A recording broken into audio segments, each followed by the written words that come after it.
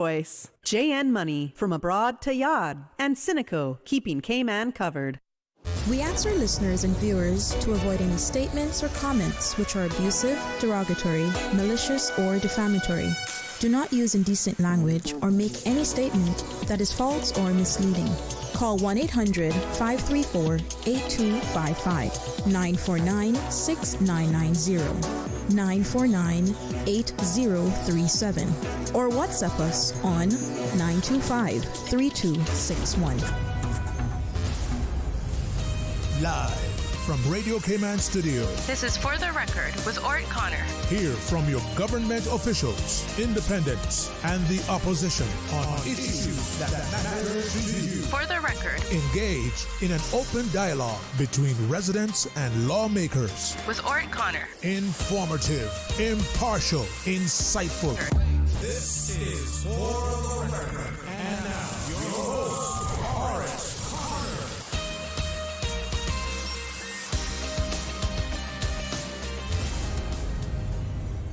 Good morning, good morning, good morning, O land of soft, fresh breezes and verdant trees, so fair. Today is Wednesday, the 8th day of July 2026, right here in the beautiful Cayman Islands. We do hope and we trust that everyone had a restful, peaceful, enjoyable evening.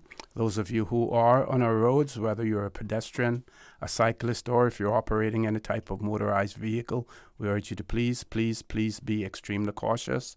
Ensure that you observe the rules of the road, because the life you save may just be your own. I'm going to dispense with my other opening comments this morning because we do have guests in the studio.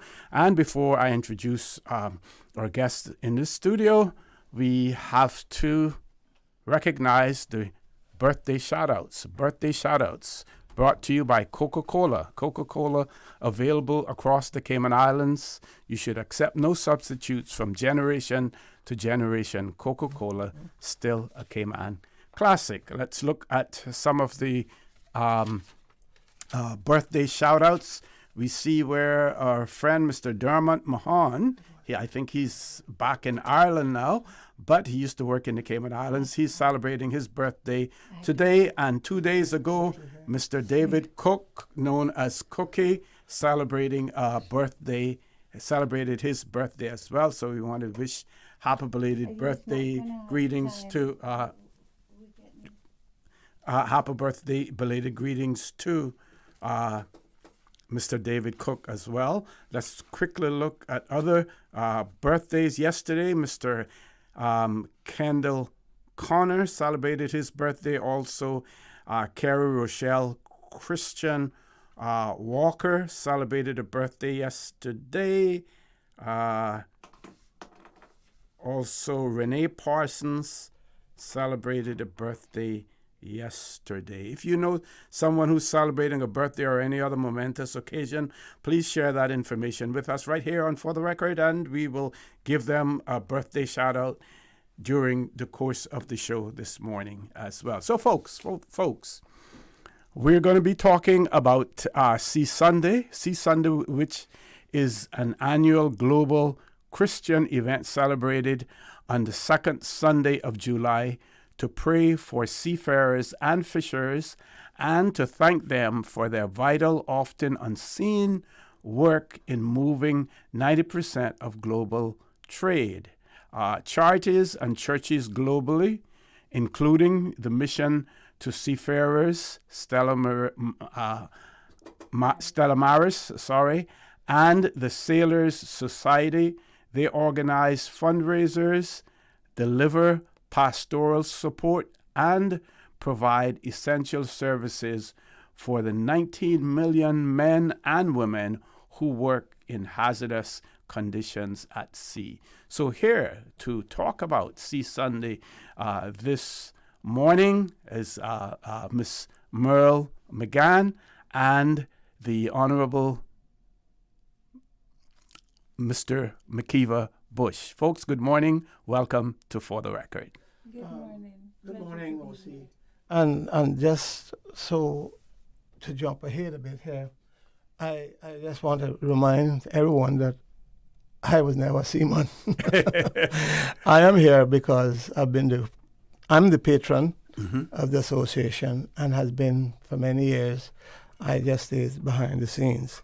And so Merle, our good friend, and she says she's not a member, but she's more member than member. Oh, thank you. And so she will speak to that. I just briefly, because I know we are short on time, and I just want to say Well, that we're not that short on time because we got half an hour with just one break. So, oh, yeah. Well, you see, I'm used to 2 and 3 hours. Right? well, no, you're not getting that much today. No, for certain. But see, the Siemens, just for those that might not know, Siemens has meant so much to this island that we just can't count it. And younger people don't know. It's more people in our age group now. And then what those that care to read about history knows about what the seaman has meant for our islands. I am not and have not been a seaman. I just have been in the forefront at times with the government assistance and private assistance, of course. But when we talk about founded upon the seas, well, that means everything.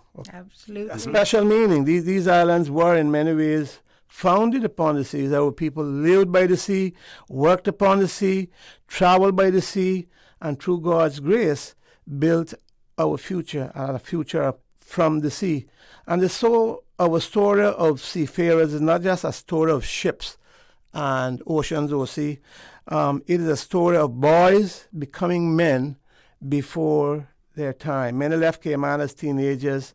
Some could not read and write, and with only a small bag, a few clothes, and the prayers of their mothers, they faced foreign ports, rough seas, long contracts, and hard labor.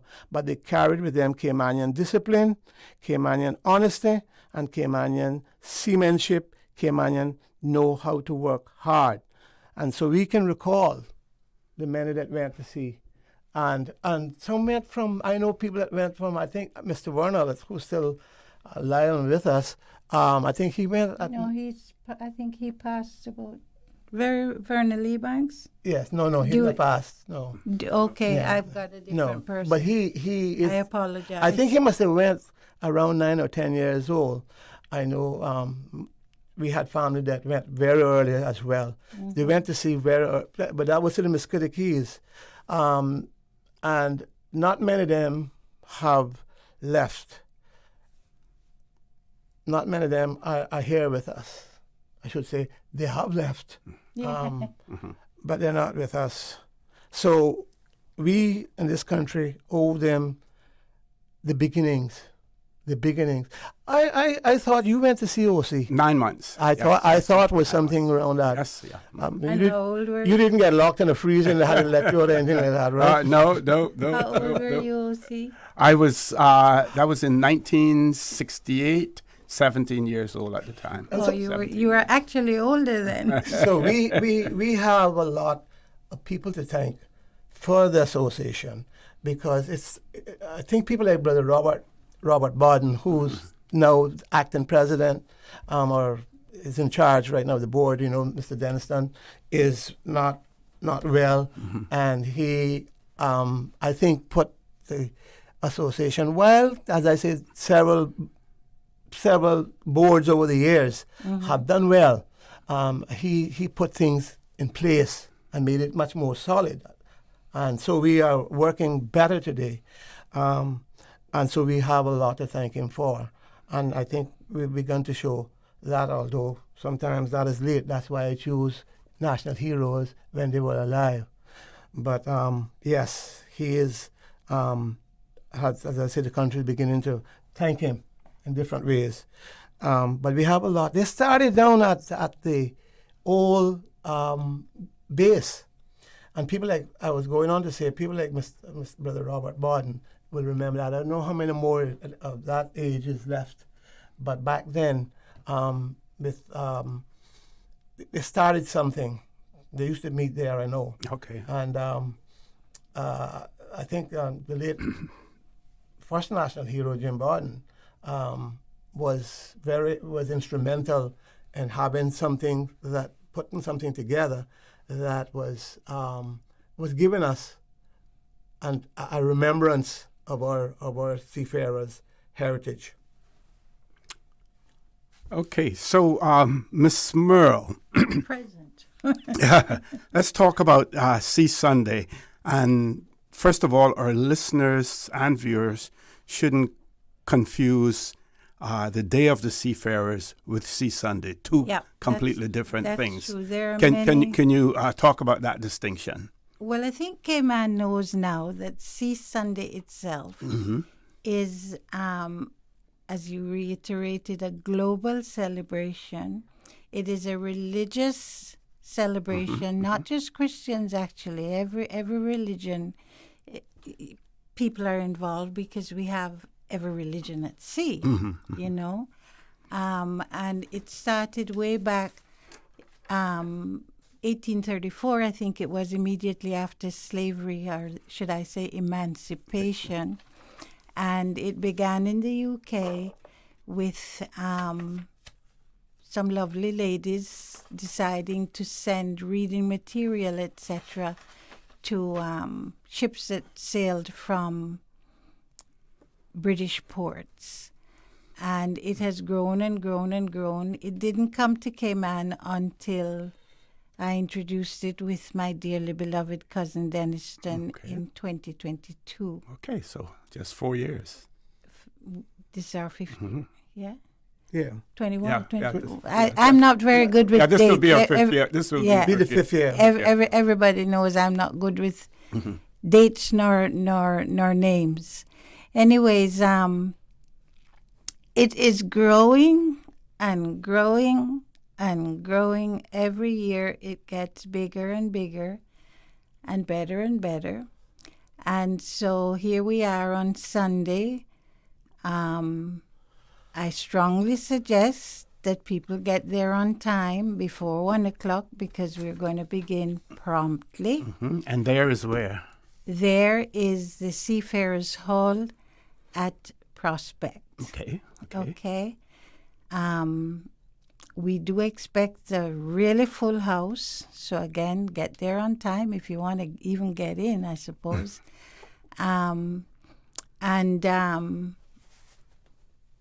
It's going to be a usual celebration, I suppose, where we will have a luncheon and a couple of little speeches here and there. I've asked Mr. Bush as patron to do the opening, which I'm sure he'll master. And I'll do a little talk. I'm not going to give you all the details. No, because you got to come and hear it, right? But we're expecting people from the BRAC as well, because it should have been in the sister islands this year. Okay. But I was asked to bring it back here because of my cousin being ill. So we expect, as I said, people from the BRAC. That for now, that's about it. I seem to be going a little bit blank. Okay.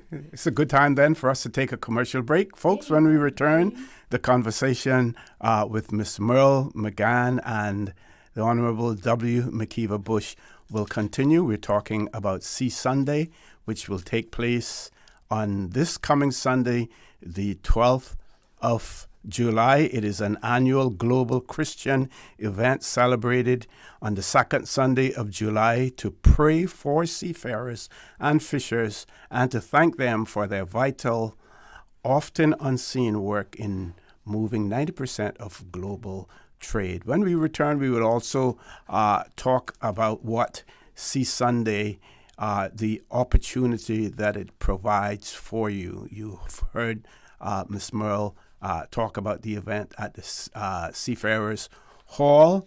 And those of you who are unable to attend, maybe in the privacy of your own home, or maybe at your church, your religious organization on Sunday, you can still celebrate it in your own personal way as well. Please stay tuned for the record. We'll be back shortly. Looking for the ultimate place to watch the world's biggest football tournament? Head to Legends Bar and Grill, Coca-Cola's headquarters for every match. It's the closest you'll feel to being at the games live, with Coca-Cola mixer specials all tournament long. Feel the energy and cheer on your favorite team, surrounded by your country colors. Can't make it out? No problem. Order Legends' famous menu for home delivery and bring the match day experience to your living room. Legends Bar and Grill, your World Cup Coca-Cola headquarters. Cineco's parametric insurance after hurricanes is now available for motor policies. Fixed automatic payouts cover incidental vehicle expenses like fuel, cleanup, and minor repairs. No claims, no damage required. $200 for comprehensive policies or $100 for third-party policies. Available exclusively through Cineco and included with all new motor insurance policies and upon renewal for current policies. Visit cineco.ky today. Cineco. Keeping Cayman covered. My mom's a superhero. She always knows what to do when I feel icky. Yesterday, we went to West Bay Pharmacy, and they had everything she needed. Medicine, my favorite band-aids with dinosaurs, and even flavored vitamins. Mom says they keep our family healthy. I think they're magic. Don't tell anyone. I think superhero shop at West Bay Pharmacy. West Bay Pharmacy, where the superheroes shop. West Bay Pharmacy and Centennial Towers. Convenient quality care is just around the corner. There you go, sir. Thanks for choosing JN Money Transfer. Boy, thanks to JN Money Transfer, I can stay right here in Cayman and pay mama bills back home in Jamaica. Her water, light, phone and other bills never late. Every month I pay everything in one place. Make payments to over 30 companies in Jamaica through JN Money Transfer. Fast, affordable, convenient. Call 1-800-744-1163 for details. Looking for fresh, healthy food that's full of flavor? Then you've got to visit Kirk Market. Our dishes are made with fresh, high-quality ingredients. Enjoy vibrant mixed greens or satisfying pasta salads. Or try one of our delicious grill options like blackened chicken, spicy beef steak, or grilled salmon. Looking for something light and flavorful? We've got sushi rolls and poke bowls prepared daily. And don't forget to explore a hot bar or Billy Fresh salad at the salad bar. Stop by Kirk Market today for breakfast, lunch, or dinner and taste the difference. Eat well, live well with Kirk Market.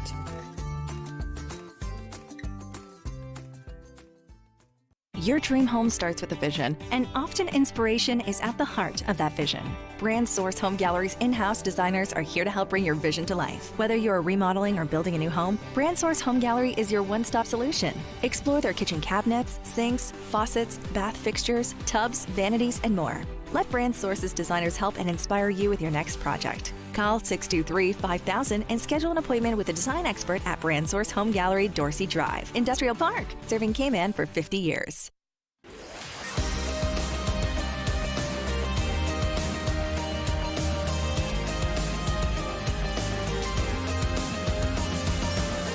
This is For the Record. Good morning and welcome back to For the Record. For those of you who are just joining us, we're talking about Sea Sunday, which takes place this coming Sunday, the 12th of July.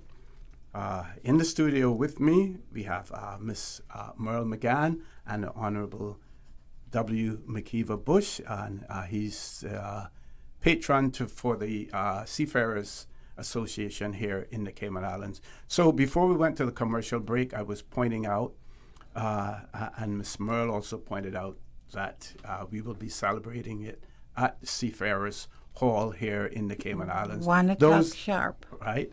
And those of you who are unable to, and maybe at your own church, or maybe even at home, Sea Sunday provides churches and individuals an opportunity to pause and reflect on the risks and isolation associated with life at sea. It also gives you an opportunity to support frontline charities through fundraising and awareness campaigns. And also, lastly but not least, pray for the safety, well-being, and rights of seafarers and their families. Mr. Bush, I believe you wanted to... There is a new, at least I've been thinking about it, and I know others have, because I'm seeing the involvement of some young people, younger men, who are more involved, not with that sort of, let's call it seamanship, not that they're traveling to international waters, etc., or aboard cargo ships, excuse me. But they are interested, and some of them want to learn, want to know. Absolutely. And they want to know. And if we value the heritage of the seafarers, we must now think of the future of the association.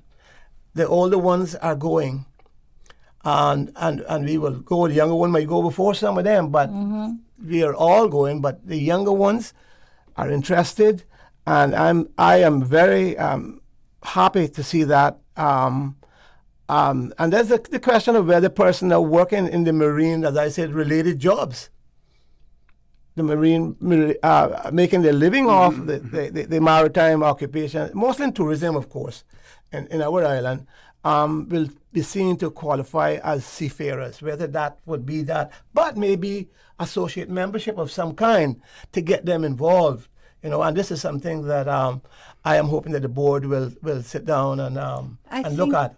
I think there is intention to do that sort of thing. Yeah, I think the Brother Robert. Expanding the membership. Yes. But you're not going to get many from the, as I said, cargo ships. You're not going to Southwell and the Canadian ships, etc., etc. But we have them here in a different kind of seafaring exercise, seafaring living, making their living from that business. So, that is something that I'm hoping we have to look at. We have to see what is the future of the association. Well, I think that the younger Caymanians, and as I've learned in the last few years that I've been involved in this, the male, the boys, the men, the young men, they are very interested and wanting to learn and to develop things. And above all, they realize that it is on their shoulders to indeed carry on the history of the Cayman Islands, which is seafaring. There is no denying that. That's a done deal. It doesn't matter which direction you want to go. In tourism and finance, it is our seafarers. So to keep Cayman, I suppose, for want of a better expression, on the map, it is actually necessary. It's our obligation to keep our seafaring life alive. So it would be good perhaps if these young people would make connection with the association that they would like to do, because that come to think of it would be an impetus to bring it together, as Mr. Bush is saying, sooner than later. Well, earlier both of you spoke about the fact that literally every family in the Cayman Islands has been affected one way or the other, has been touched by a seafarer as well. And I believe that is why one of the reasons why the executive of the Seafarers Association has now extended the membership to family members as well, because as a result, of persons passing on, eventually we may end up at a stage where we may not have any Caymanian who may be involved in seafaring per se, even though locally but not internationally. So keeping those family members involved in it helps to keep the tradition alive as well. But we only have about 5 minutes left to go. And I know, Mr. Bush, I mentioned the fact that the Sea Sunday provides an opportunity for persons to pray for the safety, well-being, and rights of seafarers and their families. And off air during the commercial break, you spoke about some of the traditions in the Cayman Islands, as well as out on the Keys as well. Certainly. While you know, and it is tremendously a good thing that we take that day and celebrate it, and set it aside. Not in your own church. You go to your own church every Sunday, you know. But we set aside that, and you come to the home of the seamen, and they are given a meal, and they are there. And yet, I mean, I won't be speaking about much of the religious aspects. I'll be speaking more about what the opportunities are and what they have done. Because there are still some coming in there, as I did the last time at the last meeting. They said, "Oh, we didn't know that, Mr. Bush." There's some people still there. Me, I didn't know that you were patron. Yeah, and because the truth is, and I'll say this publicly, I told them I would be, but I didn't. I told Consuelo, because she's who started it, with her book and everything else that I helped her with.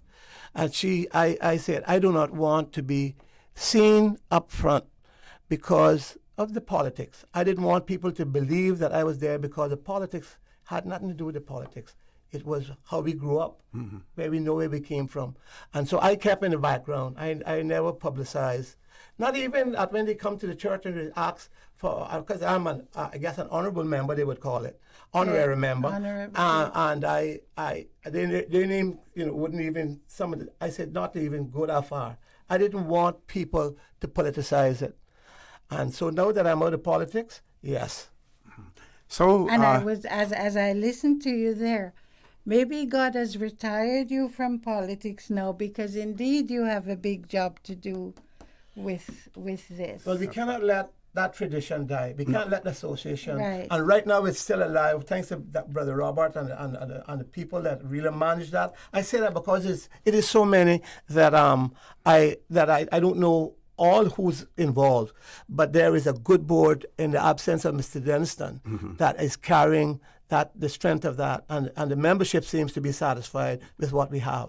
So let's remind her. Permit me real quick, gentlemen, to say the whole public can't just rush there on Sunday, right? Yeah. Because the hall is not that big, limited, right? Yes. And that's why I keep emphasizing, because if all the people who tell me that they are coming, come, the place is already full at 1:00, right?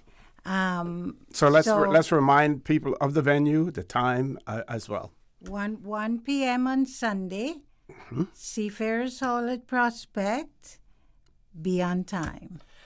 And I'm not going to add to that, except to thank again Miss Merle for all that she has put into it. Yes, she has. Well, I will say this then, Mr. Bush. You retired from politics now, and I just say God probably give you this. I responded really to a calling, a deep inner calling, and that's what I'm doing. Every day now I ask God, lead me on the right path according to what His will is for us and for me in this. All of us are in to that age where you recognize you're not getting younger, and more evidence that there is another place for us to go. Exactly. And so we need to be prepared and really just what we believe in our Christian heritage and being a Christian. Let's say that. And so, this is not the first fling for me. As from a young boy, we knew of the services being held on the schooners in the Mesquite fishing banks, sharking and turtling. And in our church, the Pilgrim Holiness Church, every Sunday night, there was a hymn sung, every Sunday for the seamen. My mother-in-law, who used to be late Gloria Parson, used to be organist in the Presbyterian church, and she said they didn't do it every Sunday night, but there were songs, there were hymns that they would sing at different times for the seamen. So our churches and our people recognized it. Of course they had to. Yep. So folks, it was the only way we lived. Yep. So folks, Sunday, the 12th of July at Seafarers Hall, 1:00. 1:00. There to have a function to honor our seafarers. It is Sea Sunday, right, which is completely different from the Day of the Seafarer. That one is organized by the International Maritime Organization. But here in Cayman, and Miss Merle, I guess, just one last comment. If, on the 5th year, you see that it has grown from strength to strength each year. So you may have to, have another venue, next year. You see who's sitting beside me? You can find a venue. Because, yes. it is too small for all of us to be there. So it's the immediate seafarers membership and their wives and their immediate family. And by the way, I need to reiterate too, please, it is not an event for small children. Please don't bring little kids. They are going to drive you crazy. There's nothing there for them. Okay, folks, that ends this segment talking about Sea Sunday. One thing I would say, I must block you there and say, are you coming? I hope so. I will try. I will try my best. I will try my best to be there. But I would prefer, if it means one more person, I would prefer, for those persons who, Well, where you can't certainly, sit, you can stand because you got your rights. Okay, top of the hour, 8 o'clock news. Please stay tuned for the record. We'll be back immediately after the 8 o'clock news. The voice of the Cayman Islands. 89.9 FM in Grand Cayman and 93.9 FM in Cayman Brac and Little Cayman. Silver wings shining in the sunlight. Radio Cayman. For today's biggest news. Radio Cayman, the voice of the Cayman Islands.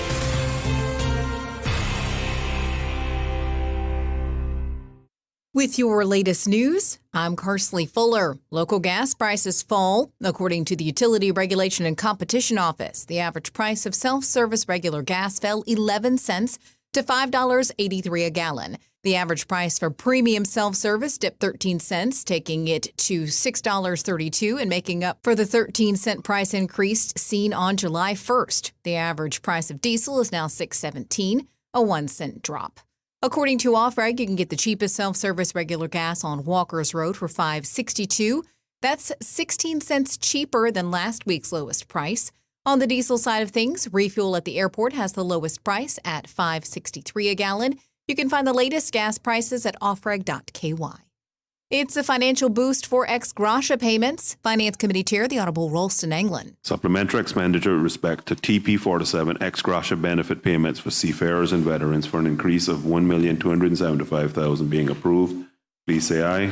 Aye. The ayes have it. Social Development Minister, the Honourable Isaac Rankin, says the money is for the continuation of the ex gratia benefits to seamen and ex-servicemen for the 2026 financial year, prompting a question from Georgetown MP Roy McTaggart. The 1.275 is sufficient to carry you through the year. Are we looking for further additions, appropriations for September when we come back? Through you, Mr. Chair, we will more than likely be seeking supplementaries when we come back in September. This brings the total 2026 budget for ex gratia benefit payments to seafarers and veterans to $11.2 million. Justice Dale Palmer, a judge of the Supreme Court of Jamaica, has returned to Cayman to serve as an acting judge of the Grand Court, assisting in the criminal division. On July 7th, Justice Palmer was sworn in by Her Excellency the Governor ahead of the commencement of his current appointment, which will run through August 21st. Justice Palmer has served as an acting judge of the Grand Court since 2021, returning annually to support the work of the criminal division. Shark Awareness Day is next week, and the Department of Environment has 2 special treats for you. Watch a live necropsy. A necropsy is a dissection of a dead shark to determine the cause of death. On July 14th, we will perform this routine post-mortality exam on a deceased nurse shark. DOE shark expert Dr. Joanna Kohler tells Radio Cayman you can learn about nurse shark anatomy, behavior, local shark populations, and dangers to sharks in the Cayman Islands. That starts at 10:30 a.m. on Tuesday. And then later that night, you can head over to an evening of sharks at the Ritz Ballroom from 6 to 9 p.m. to catch the tagged and tracked documentary film screening, demonstrations of research technology, and a panel discussion where you can meet the team, Learn about the science, ask questions, and have fun with the DOE Shark Research Team. Now with a check of international news, here's the BBC, which takes us out of the newscast. I'm Karsley Fuller. BBC News with Moira Alderson. President Trump says the ceasefire with Iran is over, blasting it as scum after fresh exchanges of fire.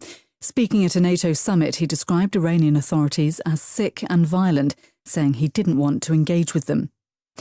Efforts to present a united front at the NATO summit have been disrupted by President Trump's continued criticism of European allies.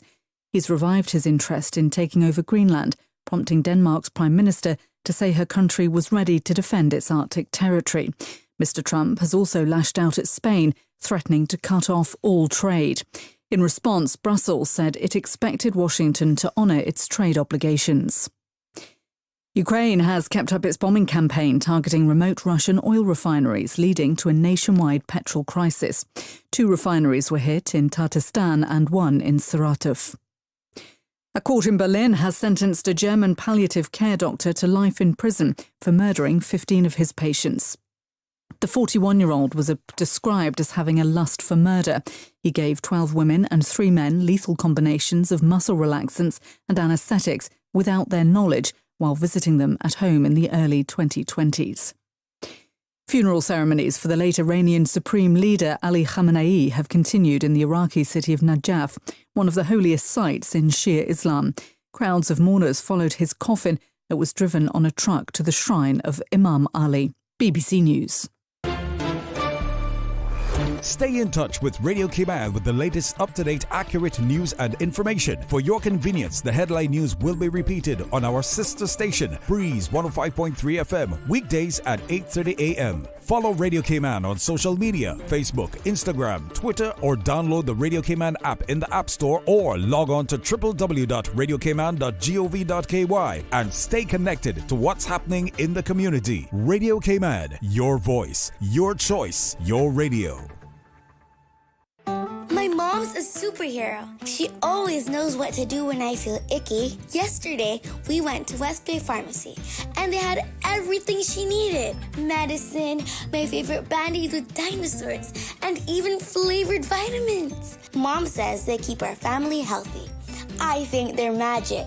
But don't tell anyone. I think superhero shop at West Bay Pharmacy. West Bay Pharmacy, where the superheroes shop. West Bay Pharmacy and Centennial Towers. Convenient quality care is just around the corner. The 8 a.m. weather update brought to you by CG Britcay, where people come first.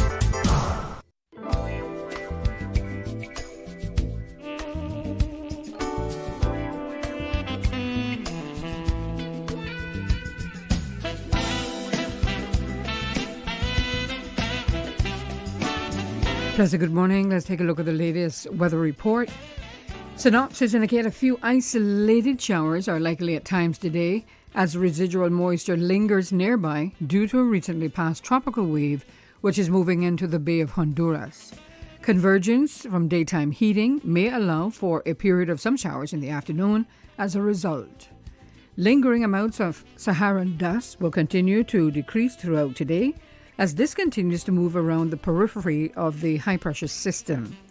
Radar imagery show isolated showers in and around the Cayman area with a general movement towards the west-northwest. Now the forecast for today calling for partly cloudy skies with a 30% chance of afternoon showers, and temperatures will be in the low mid-90s with a heat index of 108 degrees Fahrenheit. It's going to be a very hot day. Your winds will be easterly at 10 to 15 knots and seas will be moderate with wave heights of 3 to 5 feet. Tonight, mostly clear skies with a 20% chance of showers mainly for Cayman, Brac and Little Cayman, and temperatures dipping near the low to mid-80s tonight.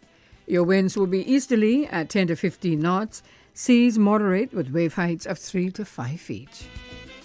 Low tide will be this morning at 10:18, high tide this evening at 5:35, with a low tide again tonight at 11:32. The sun will set this evening at 6 minutes past 7 and will rise tomorrow morning at 5:54. And the outlook is calling for a series of tropical waves to drift across the Western Caribbean on Thursday and Friday. These waves will maintain a chance of a few showers at times, with scattered showers expected on Friday.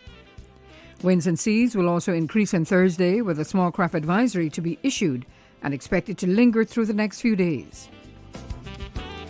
Furthermore, from late Friday night into early Saturday morning, a moderate to locally thick concentration of Saharan dust once again moves over the western Caribbean, which will bring hazy and drier conditions. A dust alert is likely to be issued on Friday night. And that's the very latest on your weather report. We were set to battle, and your Aunt Angie was leading the pack when... Aunt Angie, what does this have to do with car damage? Oh, right. Well, long story long. I took down the assassins and wound up inventing a new form of mixed martial arts. I became an international champion until one sore loser karate kicked my car. But I was covered with CG. Covered for malicious damage and more. CG Brit-K. Good like that. All benefits are subject to policy provisions, including eligibility at the time of service. The 8 a.m. weather update brought to you by CG Brit-K, where people come first. Radio Cayman, maintaining the innovation. Got something on your mind that you want to share? You can send a text, send a voice note, or even request a song. Go on, give it a try. Message us at 925-3261 on WhatsApp today and get active with Radio Cayman. Also follow us on Facebook and Instagram, hashtag Radio Cayman. Radio Cayman, maintaining the innovation. The traffic report is brought to you by Subway. Enjoy a delicious start to your day with breakfast from Subway. Start your year off right with Subway's Fresh Fit menu. 4 protein-packed subs with 20 grams or more protein, under 500 calories, and loaded with full servings of crisp veggies on hearty multi-grain bread. Try the grilled chicken and avocado, the ham and turkey stacker, the seasoned steak and avocado, or the turkey and ranch delight. Big flavor, plenty of protein, and fresh veggies in every bite. Fuel your day the Fresh Fit way. Only at Subway. Subway. Eat fresh.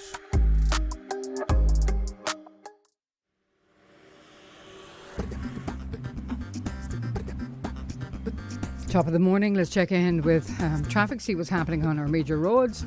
Coming from the east on Shamrock Road and Rex Crichton Boulevard, flowing at a moderate pace. Steady but flowing traffic on the Linford Pearson Highway. And traffic coming off of Bobby Thompson Way, steady moving on to Huldah Avenue, as well as coming off of the Linford Pearson Highway on Agnes Way. Taking a look at Crew Road, heading into Georgetown, traffic moving pretty good, surprisingly. And heading east on Crew Road, traffic is at a moderate pace.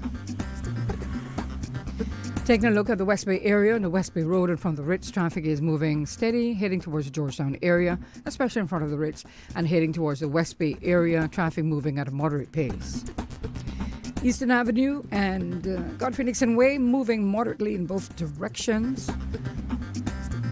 Industrial Park area, traffic is moving pretty good, and coming off of the Esley to Beach Highway, traffic steady bit flowing, continuing on to North Sound Road.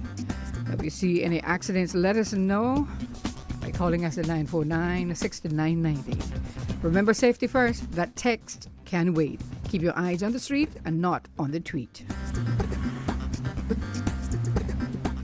The traffic report is brought to you by Subway.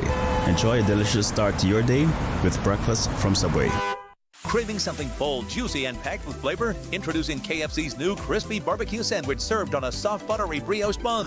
That's 100% KFC premium chicken breast, perfectly crispy, deliciously smoky with crispy onions, cheddar cheese, and barbecue sauce. Just the right amount of messy in the best way possible. Stacked with layers of bold KFC flavor, this sandwich is your new obsession. But hurry, it's only at KFC for a limited time. So what are you waiting for? Get yours today at any of the 3 KFC locations on island. KFC, finger licking good, just got bolder. The countdown is on. Join us on Saturday, 11th July, 7 p.m. at the historic Pedro St. James for an unforgettable evening under the theme Starlit Shores. Watch 6 outstanding young Caymanian women take the stage as they compete for the prestigious title of Miss Universe Cayman Islands 2026. Experience an evening filled with elegance, confidence, culture, entertainment, and inspiration. Tickets are available now on Ticket Plus and at Funky Monkey. Join us as we enter a new era. Diamonds shining in the tide.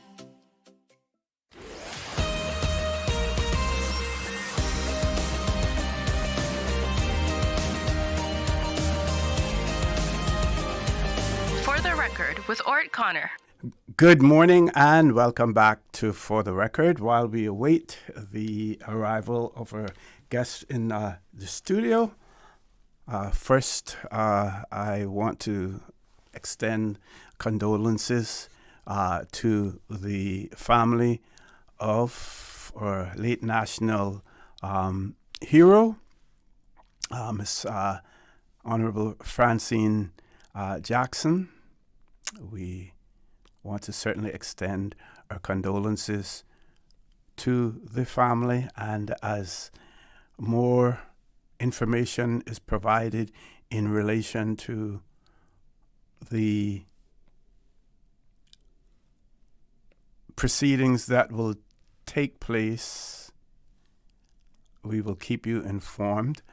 Meanwhile, there was an article as in the Compass was on the 5th of July, Cayman's only living national hero passes, and we also had releases from our leaders in relation to her passing as well. I'm trying to see if I can find that information. Meanwhile, if we take a look at some of the headlines in our local newspaper today, and there's one particular article that I want to go back and discuss, but I'll probably have to do that on a date when I don't have any guests for a particular segment, and that has to do with the reaction to the private member's motion in relation to real estate agents and the move to restrict it to Caymanians only. Some of the comments that were made, we see organizations and heads of organizations showing their true color in terms of their approach to this whole thing. And you know, we really can't be apologists when it comes to the fact that we are doing things, taking measures to promote Caymanians, to give Caymanians better opportunities in their own countries. But it is interesting to see the reactions, of some, and how either money or other considerations take precedence over being true to yourself, being true to your own Caymanians, being true to your country as well. So we look at the headlines in today's Cayman Compass. One talks about active intruder training, preps police for school emergencies. Also, more students set to benefit from summer school program. Public views sought on revamping cannabis laws. Caymanian basketball, Joshua O'Gara turns pro in the United Kingdom. And this one that I'm sure will get a lot of attention, and we see lots of comments on Facebook as well, on other social media platforms. Utility bills and minimum wage push Cayman's inflation to 2.8%. We're going to take a caller before we go to our commercial break to allow our guests into the studio. Let's grab that caller, Miss Susan. Caller, good morning. Welcome to For the Record. I don't know. See how you doing, brother? Good morning. I'm fine. How are you? Oh, good. I just heard you bring up one little piece. So I didn't get to read all the report because that's going to take 69 pages the report is, you know. Oh, okay. And all that. Uh-huh. Have you looked at it yet? No, I haven't. I haven't. I know, because you don't like ganja, you're not gonna look at it. But that's your priority. I just wondering, see. Now it's going now to public consultation, right? Mm-hmm. Okay. Now 10,385 people voted for it. Now, the law reform committee took a year to get this report out, you know, study about all the different countries and what it does and what it don't do and all of that. And I am wondering now, we got until the 1st of September, 2 months for the public to do what they have to do. Now, I wonder if, let's say, only 1,000, 1,500, 2,000 people put on that thing on it, would they say, well, are the people not interested in it? Or are they going to honor the 10,385? Because it's really kind of, I don't know, worrying or what you call it. Because, I mean, I read some of the report, you know, that they, I don't know if anybody can come on and explain it in lay terms to the people, because I mean, I don't know scholarship, but I always got my Webster dictionary, you know. But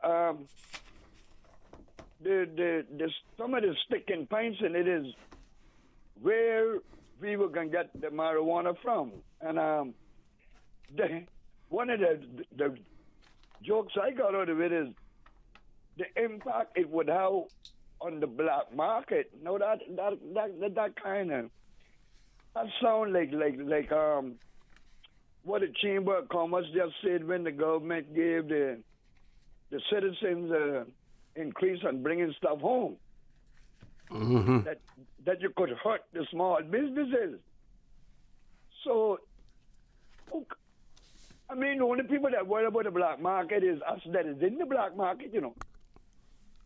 Huh? Yep, everybody has his own, their own constituency. There's a constituent for everything.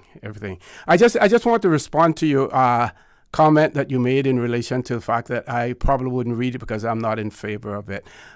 I like to equip myself with all aspects of discussions, right? I want to know the pros. I want to know the cons. If I disagree with something, I want to still know the facts in relation to it. So this is not something that I will sweep under the rug. And, you know, as a matter of fact, my personal views in relation to whether or not it should be consumption of cannabis should be decriminalized. My personal views don't really go anywhere. And as far as being a talk show host, is concerned, I'm here really to create that balance. I'm not going to try to inject my own personal views into it. Now, when it comes to other things like the whole right of self-determination, I have a personal interest in that because I, like others, are still the subject of someone else, and I don't like that. But and I will opine more personally on that. But when it comes to cannabis consumption and decriminalization, I want to know all sides of this issue so that I can intelligently discuss it or even moderate it when there's discussion taking place as well. Just wanted you to know that. Well, okay. Now, Mr. O.C., what I just said to you, I just said to you the report is out. Yeah. Mm-hmm. You as a talk show host that keeps about some beyond a lot of things that you bring about different countries with constitutions and what go on and this one what going on, that one what going on, this one. I think that being a subject like this, mm-hmm. that every politician would say, well, I'm not a politician. I'm a rebel with a cause. That I stood up for this, and I got 107 votes. And the people said, listen to me. It is time to stop locking up people for this. It is a sorry situation. And I said this on my Facebook Sunday, and I didn't curse. A lot of people say, Elvis, stop the cursing, ease it up a little bit. I said, okay, I will do that. I will try. Mm-hmm. But I'll see, I heard a lot of people. I heard you on the show. I heard other people. The impact that it will have on young people. Now, Mr. Connor, listen to me, sir. I interact with the good, the bad, the ugly, the rich, the poor, the young, and the old. Mm-hmm. Okay? Mm-hmm. Now, I talk to young people, I said, listen, man.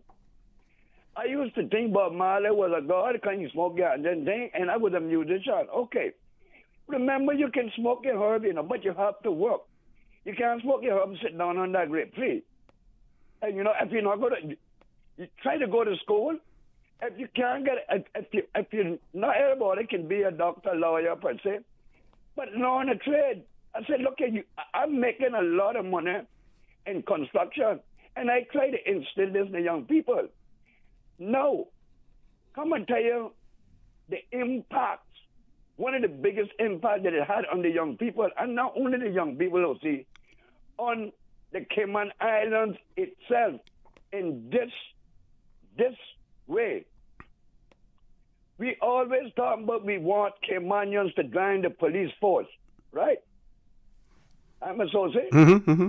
We are singing that each and every day. I just heard them singing in civil. The educated one, give them a little incentive, give them a bonus, give them a this to get them in there. All right, now let me tell you something, sir. With all due respect, and this coming from the heart, I have talked to young people. We wanted to join the police force. And they looked at me and said, what, Mr. Elvis? You and my daughter, friend, you my uncle and all that, but I wouldn't want to come to how to arrest you and harass you for smoking ganja. So, because I know you. I know my mama and I'm telling you about you playing music and going to school together and all that. I told those young people, I said, listen to me, go and join the police force. My job will be to try to decriminalize it so you don't have to come trouble me, but get in your force to defend your country, to look after your country. Mm-hmm. Then, you know what some of them told me that joined and left? Somebody said, let me tell you something. And I said, why you need the police force? He said the foreign police there, they would carry them, say, we know you know all your friends, where your friends be with the ganja, where they be with it. Carry us, because if you don't do it, we're going to report you to the senior, and you're going to lose the job. And I not dream this, This is not a dream of mine. And I didn't have a beer since 7 o'clock last night. You understand me? Mm-hmm, mm-hmm. So, if we, the people of the Cayman Islands, you, the politician, if you think that is not having effect on the young people, ask them themselves. You go around and ask them, and I bet you a lot of them will say, we don't want to join because we want to lock up people a little bit of weed. The whole world is changing. They can tell you that. Mm-hmm. They can tell you that. Remember the report that the commissioner put out for this year here, right? You're talking about, the commissioner of police you're talking about now. Yeah. Very quickly, because we have less than a half minute to go. I have to go to a commercial break. I say, when I was in Northward for possession of guns shooting up the place, 95% of the population up there then were simple ganja possession, consumption, or refusing you in death. Mm-hmm. No. Man, when you send a person to school, they can learn, whether it's good or bad. No. You know what he said?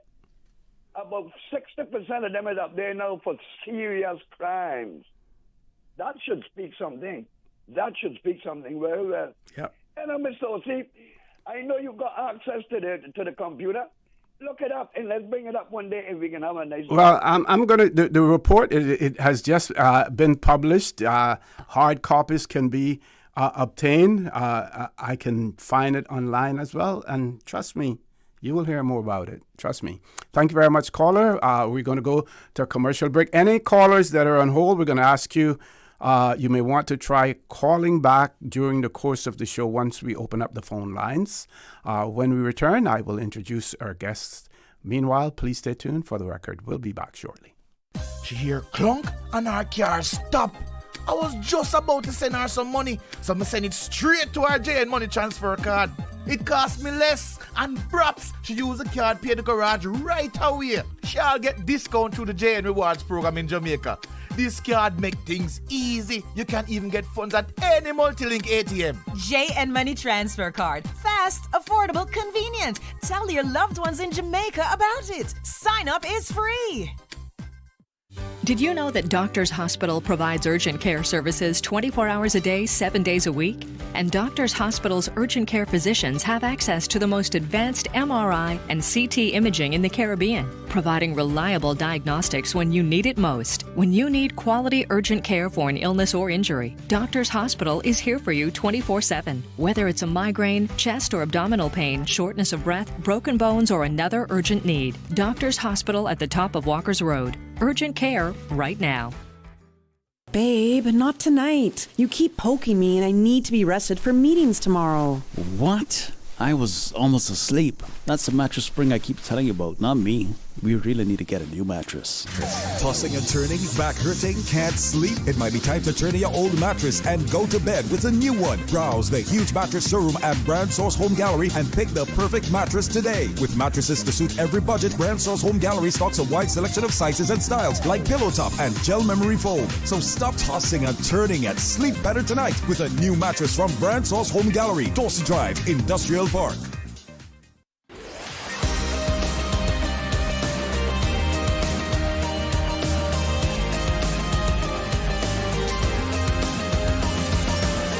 This is For the Record. Good morning and welcome back to For the Record. I want to send out happy belated birthday greetings to the retired Deputy Governor of the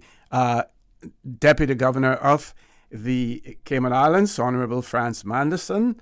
Happy belated birthday to him. He celebrated his birthday yesterday, as well as his exit from the credit union. Served people of the Cayman Islands well for 44 years.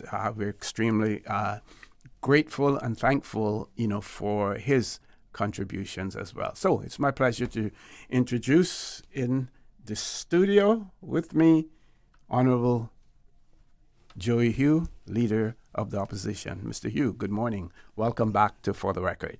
Good morning, OC, and good morning, Cayman Islands, and in particular, good morning to my constituents in Georgetown North. I hope everyone is having a good week, a short week, and I noticed the traffic was a little heavier this morning than it was, even though there was no late night World Cup game last night. People seem to be running a little later today. But let me join you, OC, also in wishing the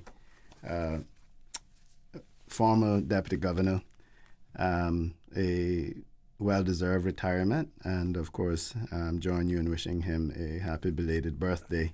I guess that's one he'll never forget, no matter whatever age it was.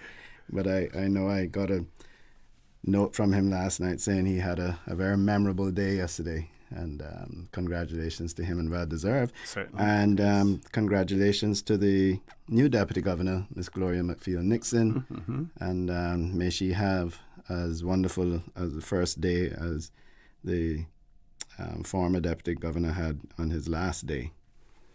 So good to be back in again this morning, OC, and just to catch up with you and chat. I know we only have about 25 minutes, I think, before our another group comes on. Yes. We'll have the Honourable Deputy Speaker coming in with some of the youth parliamentarians that debated her motion on the restrictions or the ban on social media for children under 16. Mm-hmm. So we look forward to that. And if anyone missed the debate that they had, it was quite robust, but you'll hear from them in a little bit.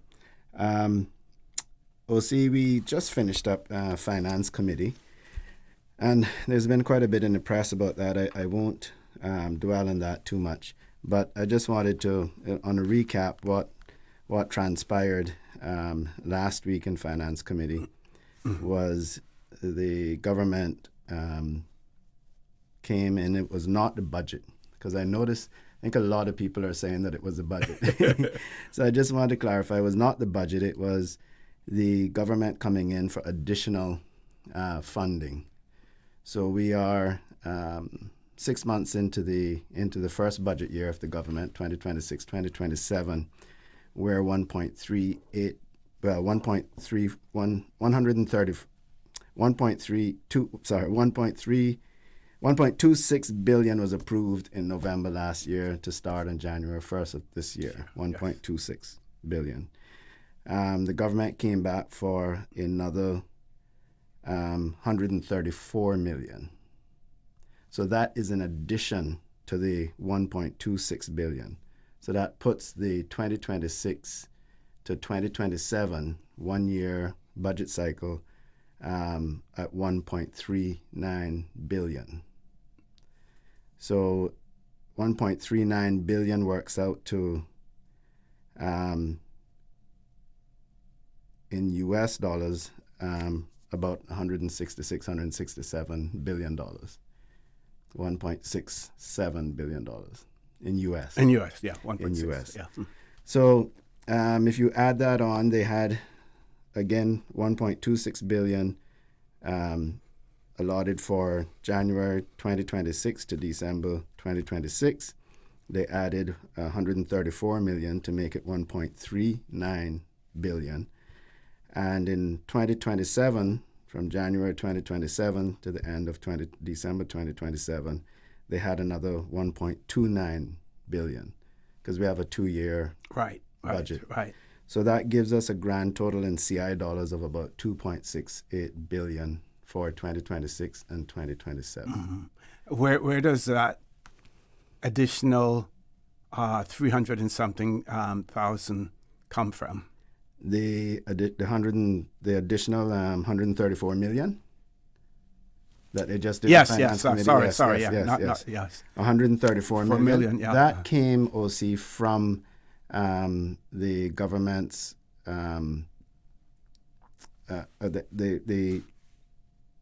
the government's surplus.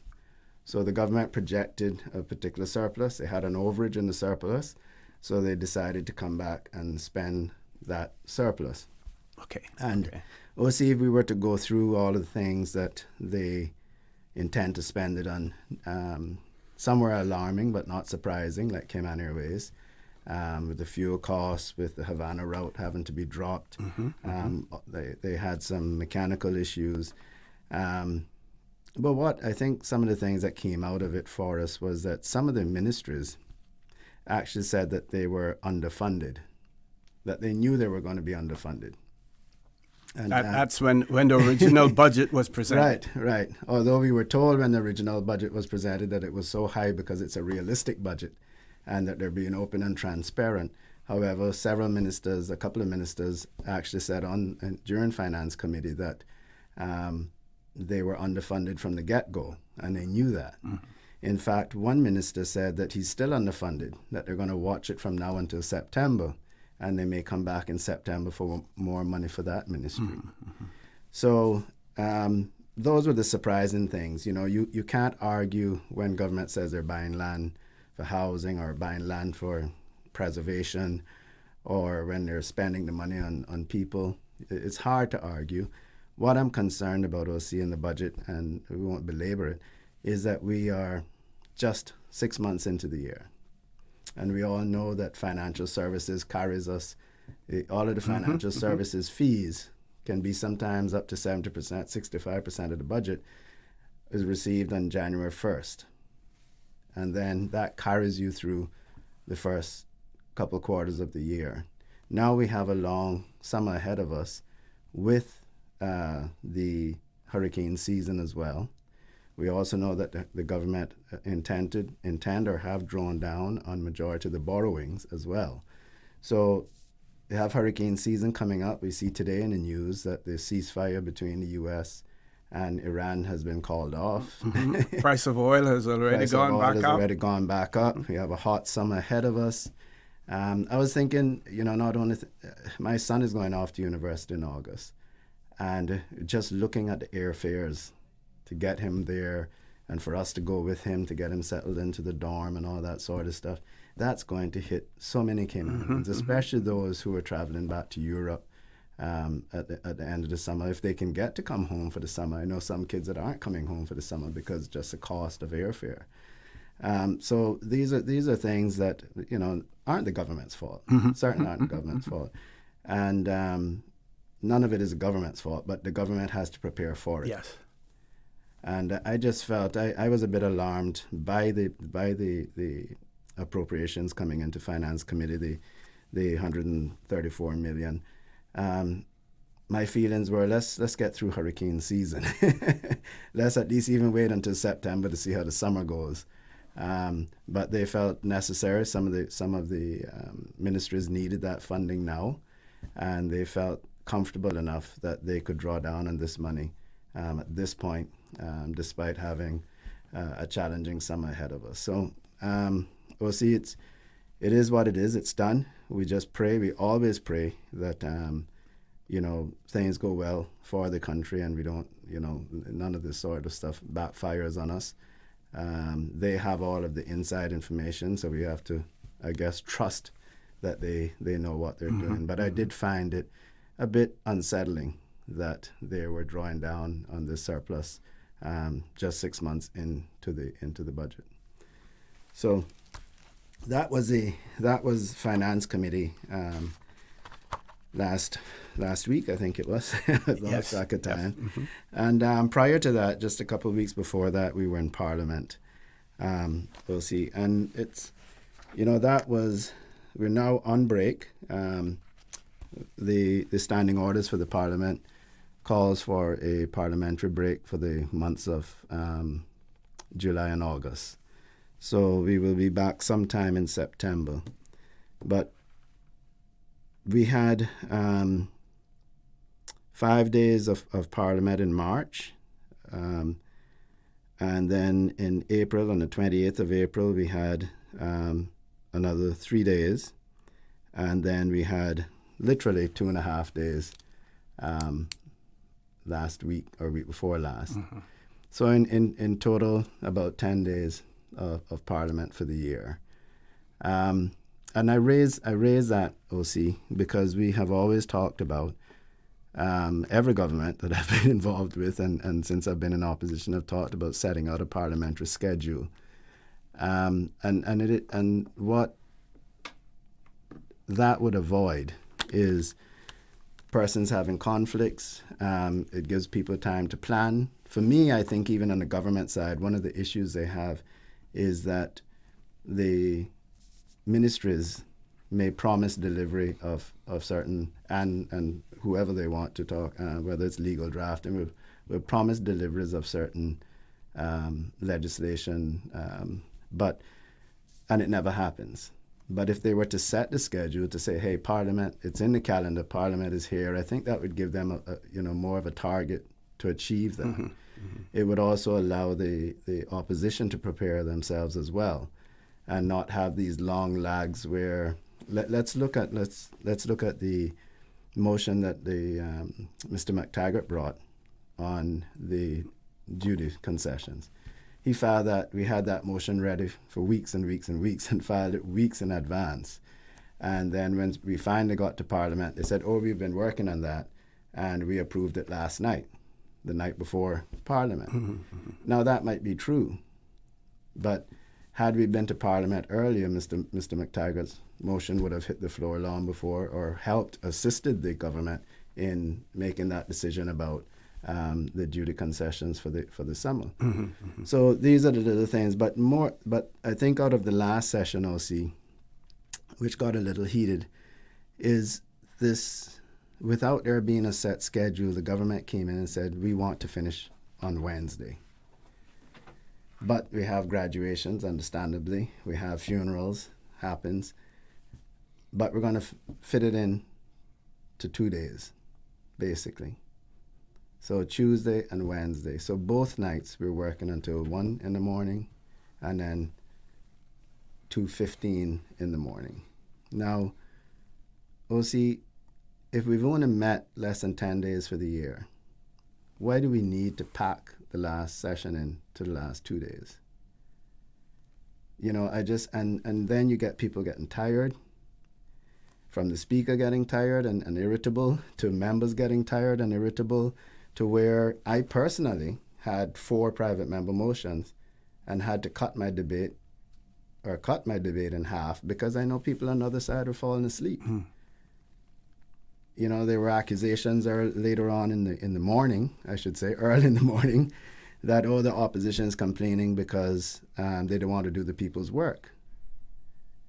But if I'm doing the people's work and you're over there sleeping, what's the sense? And having a fixed parliamentary calendar, that still wouldn't negate the fact or preclude if a session was necessary to be called, to be able to do that as well. No. You could call extra sessions. Okay. But, even another angle I got, OC, I had a couple of people approach me to say, listen, I like to watch Parliament and keep up with what's happening. But when you guys go until 1:30 in the morning, I can't stay up. Yep.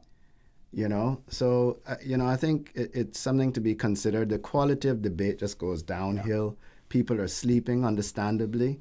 They use that reason for one of the reasons why the ministers and stuff have vehicles and drivers, but others don't have vehicles and drivers. We have ladies in the Parliament that have to go home by themselves and walk to their houses or their apartments by themselves at 1:30 in the morning. That is unfair unless you're going to provide escorts for everyone. It's simply just not productive. Certainly. With that, we take a commercial break. Folks, please stay tuned. For the record, we'll be back shortly. Accidents and illnesses can strike without warning.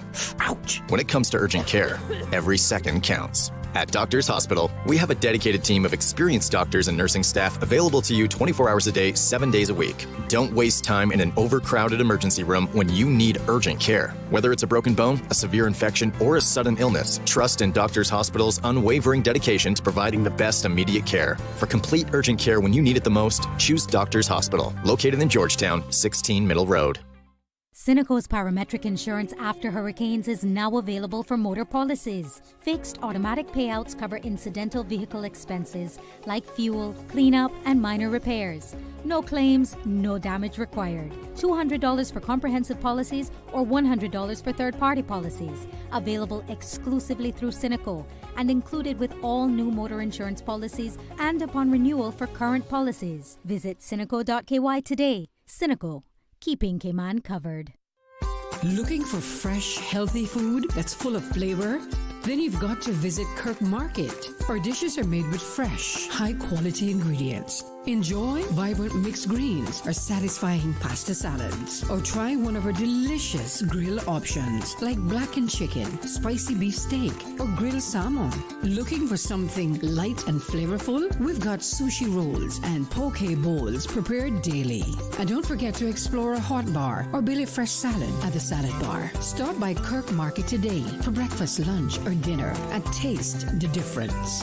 Eat well, live well with Kirk Market.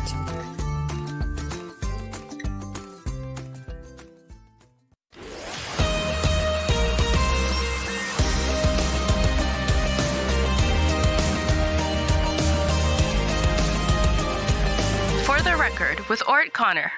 Good morning and welcome back to For the Record. For those of you who may be traveling on Eastern Avenue or in the vicinity of the junction of Dixis Cemetery, for those of you who don't know where Dixis Cemetery is, or Delworth's gas station, that's the junction of Eastern Avenue with North Church Street.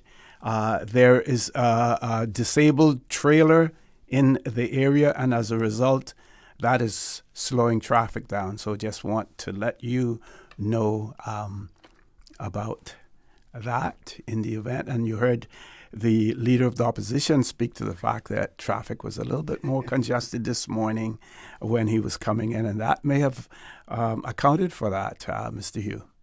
Yeah, possibly. I think I would have had to pass that. So maybe I think traffic was just a little slow anyhow, and that's just going to add to it. OC, and that's a terrible junction to have any sort on that section of North Church Street.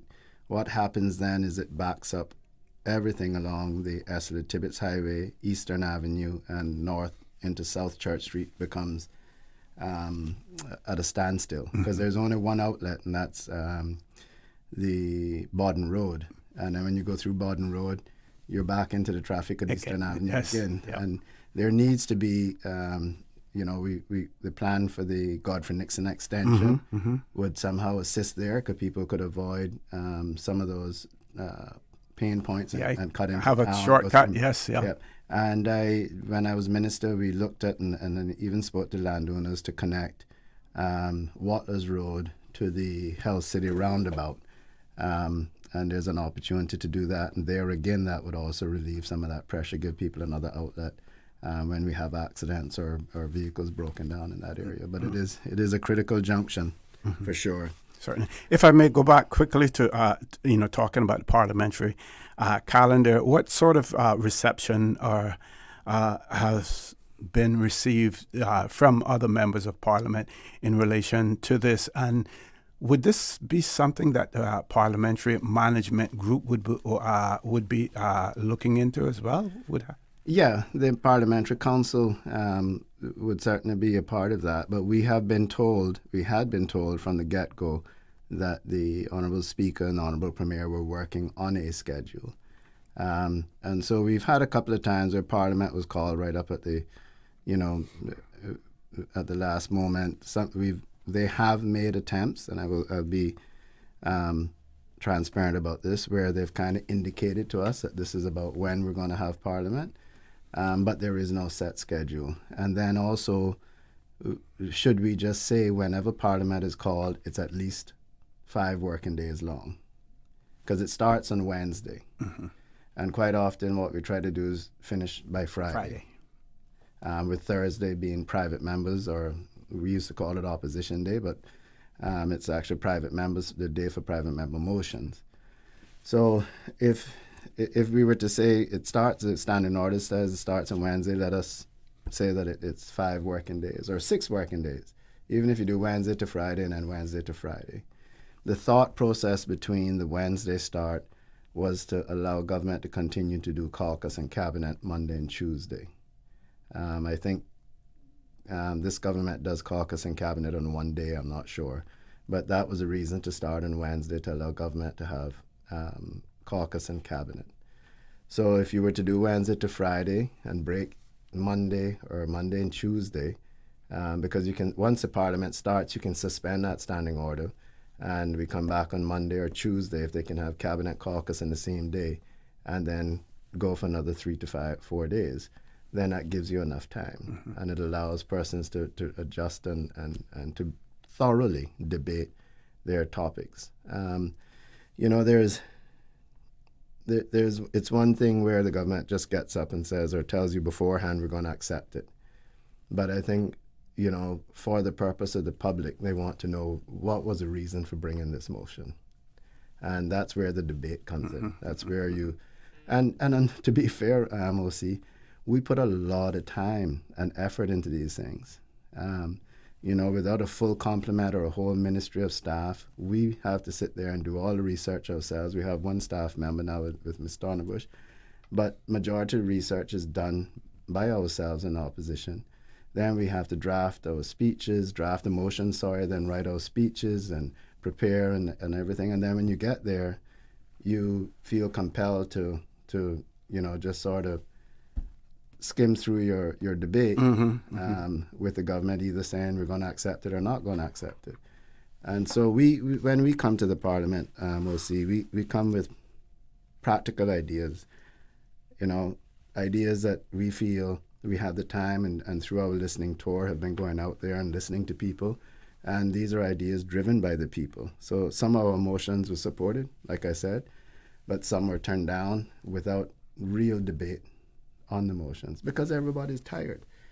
And these are things that we feel. I mean, if you look at the motion that I brought and seconded by the deputy on the land's acquisition, these are motions that are affecting people's lives daily, that have people, their lives are on hold, where their properties is being taken by government, but they're not being paid for it, or they don't know where they're going to go live after. I mean, these are things that affect the everyday lives of people, and they deserve proper debate and they deserve proper consideration, right? Just because you are the government, you can't waive it or are not accepting any which was said, we're not accepting any private member motions. You haven't heard the debate. You haven't heard why we're bringing the motion, but you're going to predetermine that you're not accepting it. And I don't think that's what the minister really meant. I think these are the things that happens when you're sitting in that chair for 14, 15 hours and you get tired, and you get heated and your mind gets a little foggy and you say things that you probably shouldn't say. And so that's for that reason, I think it's a bit tough, OC. I'm happy to do people's work. I get up every morning and go to do the people's work.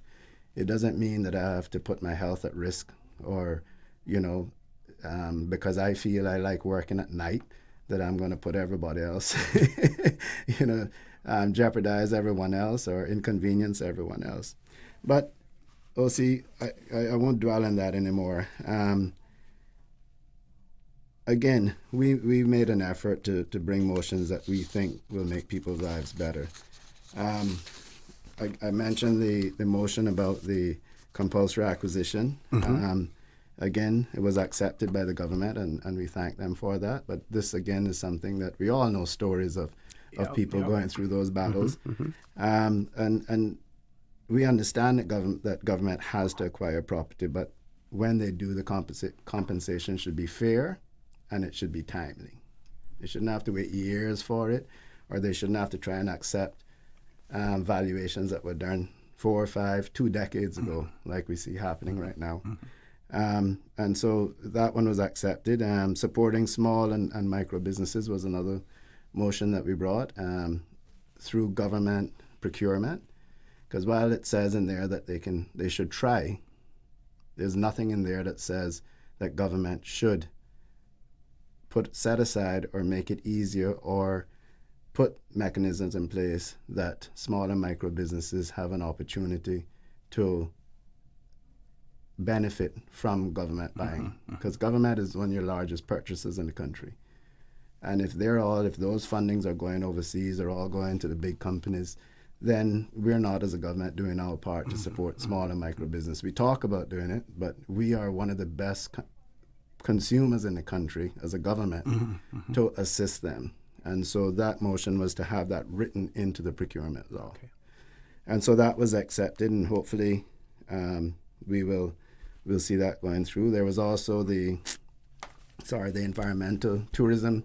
I didn't call it environmental.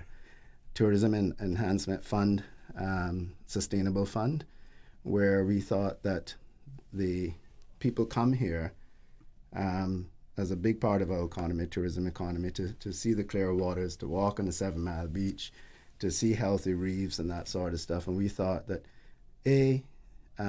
whilst we're not doing it for them, we're doing it to preserve our country and that section of the economy, that they should put a little money towards it. And so this fund would be collected at the hotels and reservations on the cruise ships or whatever, that goes into a fund that's specific. Segregated fund. Very similar to the Environmental Protection Fund. But this is particularly to help deal with things like beach erosion, because I said beach erosion is not only from rising sea levels. If you look at a great example of it, and I never thought about this until we were doing research and stuff. A great example is the Smith's Cove or Smith's Bacadere. If you look at the entrance, and one of the reasons they put the boulders there that you can't drive in. If you look at the entrance of that, it's bare. It's like rock. That is sand leaving on people's feet. sand leaving on the bottom of people's bags, sand leaving on towels, or when we were kids, sand leaving in your hair. Yeah. So that is a part of beach erosion. Yeah. If you're talking about, what do we have, 500 and something, 600,000 stay-over tourists now, plus 1 million cruise ship passengers. Think about 1.5 million feet, handbags, beach towels, leaving the beach each year with a bit of sand on it. It has its cumulative effect, Yeah, I even joked in my debate to say that, I'm not sure if the taxi drivers aren't, in the business of selling sand. The amount of sand they must vacuum out of their taxes. Mm-hmm. And that one was not supported. They said they're looking at something else. You have to take a break. Yes. Are we going to go to our headline news at 9 o'clock, folks? Oh, we're there already. Okay. Yeah, please stay tuned for the record. We'll be back shortly. This is the People's Radio Station.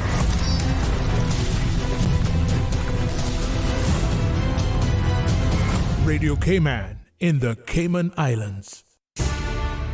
From Radio Cayman's newsroom, this is Headlines. Local, regional, international news. The headline news is brought to you by Kirk Market and Health Services Authority.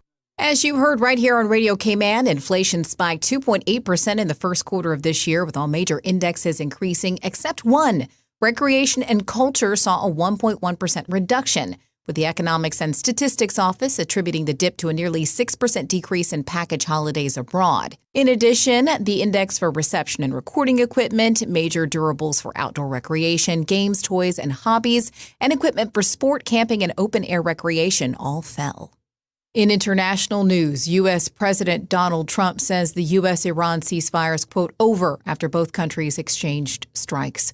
The U.S. president said at a NATO summit in Turkey, quote, I don't want to deal with them anymore. They're scum. Trump added that negotiators on both sides can continue to talk, but, quote, I think they're wasting their time. Late on Tuesday, the U.S. said it had fired at more than 80 Iranian tankers after attacks on 3 oil tankers in the Strait of Hormuz. Iran has not directly claimed responsibility. In response, Iran said it was targeting U.S. military sites in Bahrain and Kuwait. The NATO chief said the U.S. strikes were, quote, absolutely necessary, accusing Iran of, quote, basically violating the ceasefire. Iran's parliamentary speaker says the U.S. breached the truce. Last month, Tehran and Washington signed a 14-page memorandum of understanding aimed at extending the ceasefire and ending the conflict on all fronts. Those are your headlines. I'm Karsley Fuller. Radio Cayman. More news available at www.radiocayman.gov.ky. Check out our social media pages: Facebook, YouTube, X, formerly Twitter. Radio Cayman Headline News.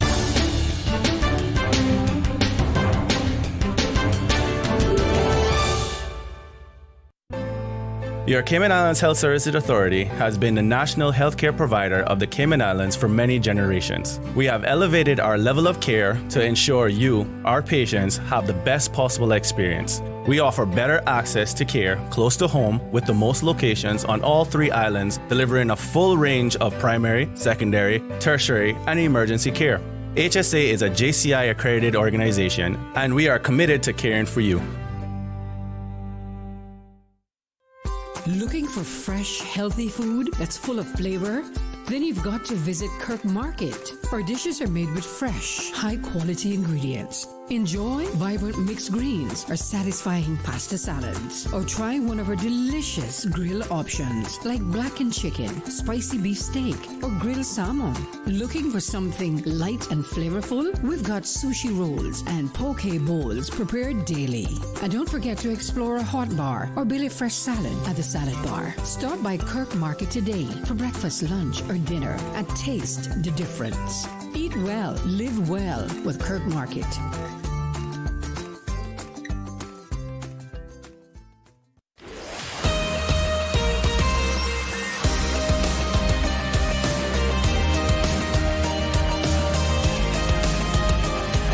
For the Record with Orrett Connor. Good morning and welcome back to For the Record. We're going to wrap up this segment with the Leader of the Opposition, Honourable Joey Hew, and then we're going to have the Deputy Speaker and the youth parliamentarians in the studio with us after that. Over to you, Mr. Hew. Thank you, OC. So, OC, just to wrap up, we understand, that we as a country still face many, many challenges. And some of those, we can anticipate. Mm-hmm. Some we're facing today: cost of living, housing, traffic, healthcare, economic opportunity. We're going into hurricane. We're in hurricane season. We're going into the peak of it soon. And, of course, we have no control over the wars that are raging across the Iran and in and around that area, which are driving up the cost of food, driving up the cost of fuel, just about everything. And again, I spoke about travel for our students coming and going with airlines. Some airlines shutting down, others having to, cancel routes and increase prices. Yes. So we will. We're looking forward to when Parliament resumes in September. We'll continue to bring forward practical ideas that we feel will address some of those challenges at least, because OC, the responsibility of the opposition is quite simple. It is to represent the people, and it is to scrutinize the government. Government brings policy, the opposition scrutinizes. Hopefully, it's good policy and we can scrutinize and say we agree with it. But that is our job. And in doing those things, ultimately it is to help build Cayman to become stronger and stronger as a country. And so we will continue to bring practical solutions that we feel puts Caymanians first. We feel that it takes the people into consideration when making those decisions, not just to have legacy projects or not just to say, I have to get reelected, so let's spend this money here, but tangible things that are affecting people daily. You have to plan for the future. Yes, you have to preserve lands and you have to build roads and do these things, but how do we help our people now when they need that help the most? And those are some of the things that we are trying to focus on. And I'm not here to beat up the government to say that you aren't doing that. I'm just saying that's what we're doing. And so when we do that and we put our hard work into it, we would expect that the government would respect that and that they would give us our fair opportunity to present those ideas, to present those motions or bills, whatever they may be, and to carefully consider them and not simply jam them into an overpacked agenda or to simply dismiss them with a wave of a hand to say, we're not doing that. And so we will continue. We will not back down on it. We will be there to scrutinize the government and support them when we feel it's a good thing. And we'll question them when we think there's issues with it. And we will continue to speak with the people, continue our listening tour, and continue to bring real life solutions to the forefront of the Parliament. And of course, part of the Speaker's remit also is to protect the rights of the minority while at the same time ensuring that the government's agenda is able to be implemented, at the same time. Yeah, absolutely, OC. And I remind them in there, even though you have a government front bench and a government back bench, and you have ministers and we're opposition, there's backbenchers. But in that Parliament, we're all honourable members of that Parliament. We are equal. We were all elected by our constituents to represent them in that Parliament. They're cabinet ministers in government, in the cabinet. But in that Parliament, we are all members and we deserve to be treated equally as members of Parliament. Doesn't matter what you are in your ranking in the government or your ranking in the opposition. Each member was put in that seat by their constituents to represent them and should be recognized and respected individually in those positions. Yep.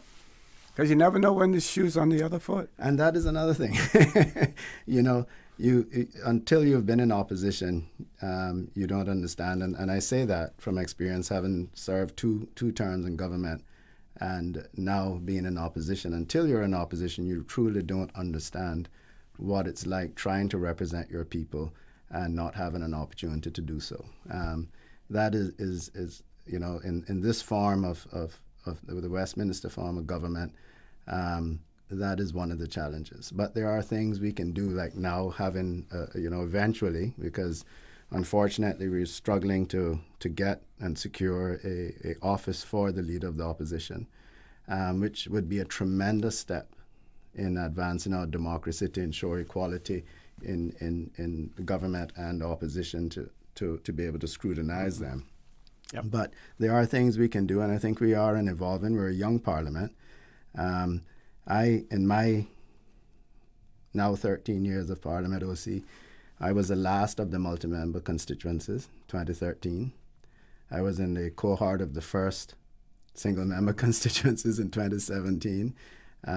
Since I've been there, the Parliament, we went from a legislative assembly to a Parliament, and now evolving to where you have an official office as the leader of the opposition and an advanced standing orders. I think we have a standing orders committee meeting next week or at some point, maybe even tomorrow. But we're continuously evolving. So in 13 short years, we've come a long way, and we're quite an immature democracy at the moment still, and especially because up until the last election, we were for a few elections we were a single party democracy. Which the way it's designed, it calls for at least two parties. Yeah. So I think, as time goes on, we will evolve, and a lot of these issues will fall by the wayside. It just takes that maturity, and it just takes that commitment. Certainly. For the next 3 minutes that we have, any observations in terms of what's happening in the United Kingdom, and with not possibly, we will certainly have a new Prime Minister soon, as soon as the party conventions take place and everything, and any ramifications for the overseas territories and in particular Cayman with these changes. It depends, OC. It depends on who ends up being the new Prime Minister. There always is. There's always that chance, and we've seen it. I think this is like the 7th Prime Minister in the last 10 years or something like that. And each time you have a new Prime Minister, they're going to come, and those that have agendas within the UK Parliament will push their agendas forward, and try to get the new Prime Minister to get on board with them. And we've already heard some of the pressures coming on financial services. Yep. Although this is the first instance, OC, in my observations, that they didn't actually name the Cayman Islands. And the minister, the current minister, and hopefully he will keep his seat, his portfolio, his subjects.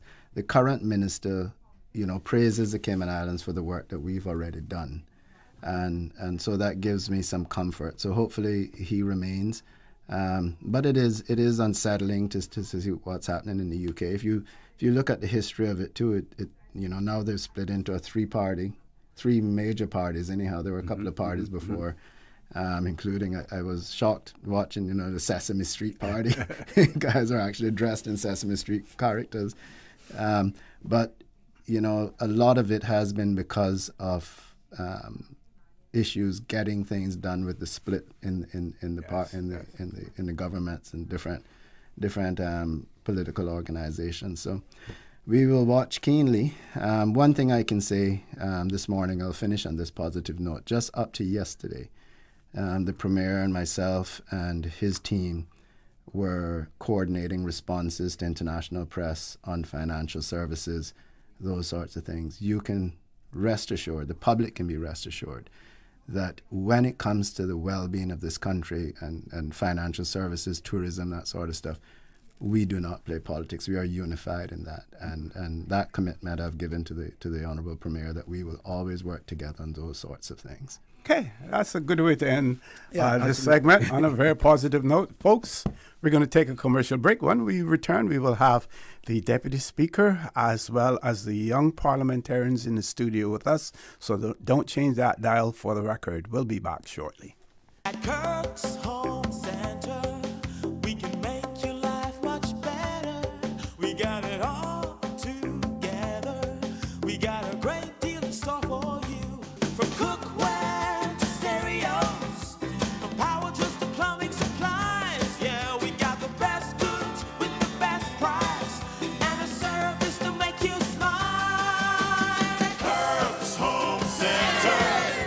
got a great deal in store for you.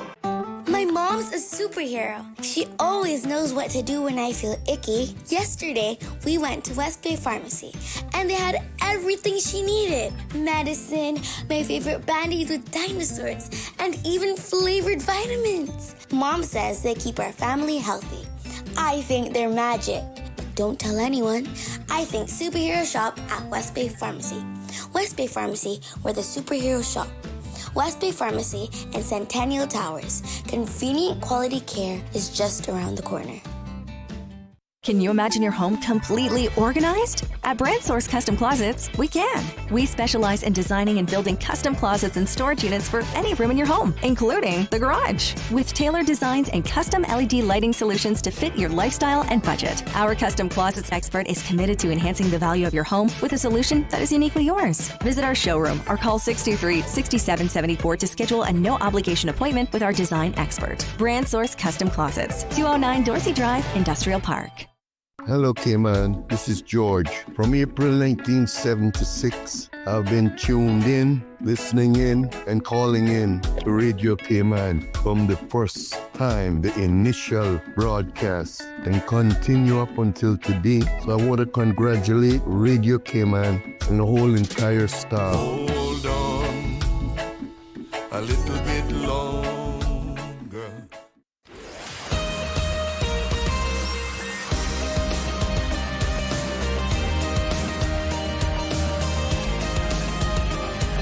For the Record with Orrett Connor. Good morning and welcome back to For the Record.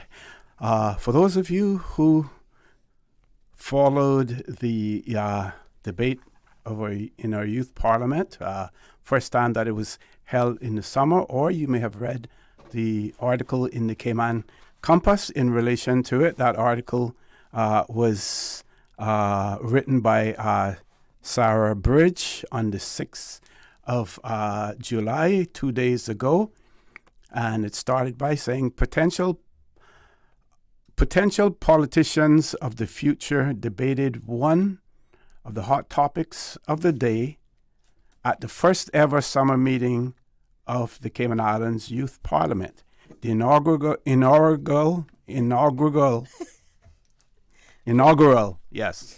inaugural session lasted more than 4 hours and focused on a single question: whether government should consider introducing legislation to ban access to social media platforms by people under the age of 16 years within the Cayman Islands as a child protection and public health measure.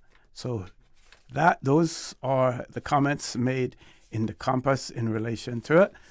We have the pleasure of having the Deputy Speaker and Member of Parliament, Honourable Pearlina McGaw, in the studio with us. I will say good morning to her, and I will ask her to introduce our young parliamentarians. One is no stranger. The other one, this may be his first time as well. I'm going to throw the mic over to you, Ms. Pearlina. Thank you. Good morning, OC, and good morning to the beautiful Cayman Islands and the people that exist here. It's so good to be here once again. So thank you for this opportunity. I do have two YPs, amazing YPs with me this morning. I'm grateful for them, Jordan and Jared. So welcome to you both too, and thank you so much for being here. I truly appreciate that. And like you indicated, OC, the debate happened on Thursday last week. The motion, of course, failed, which is fine. It was 12-7, I think, if I remember correctly.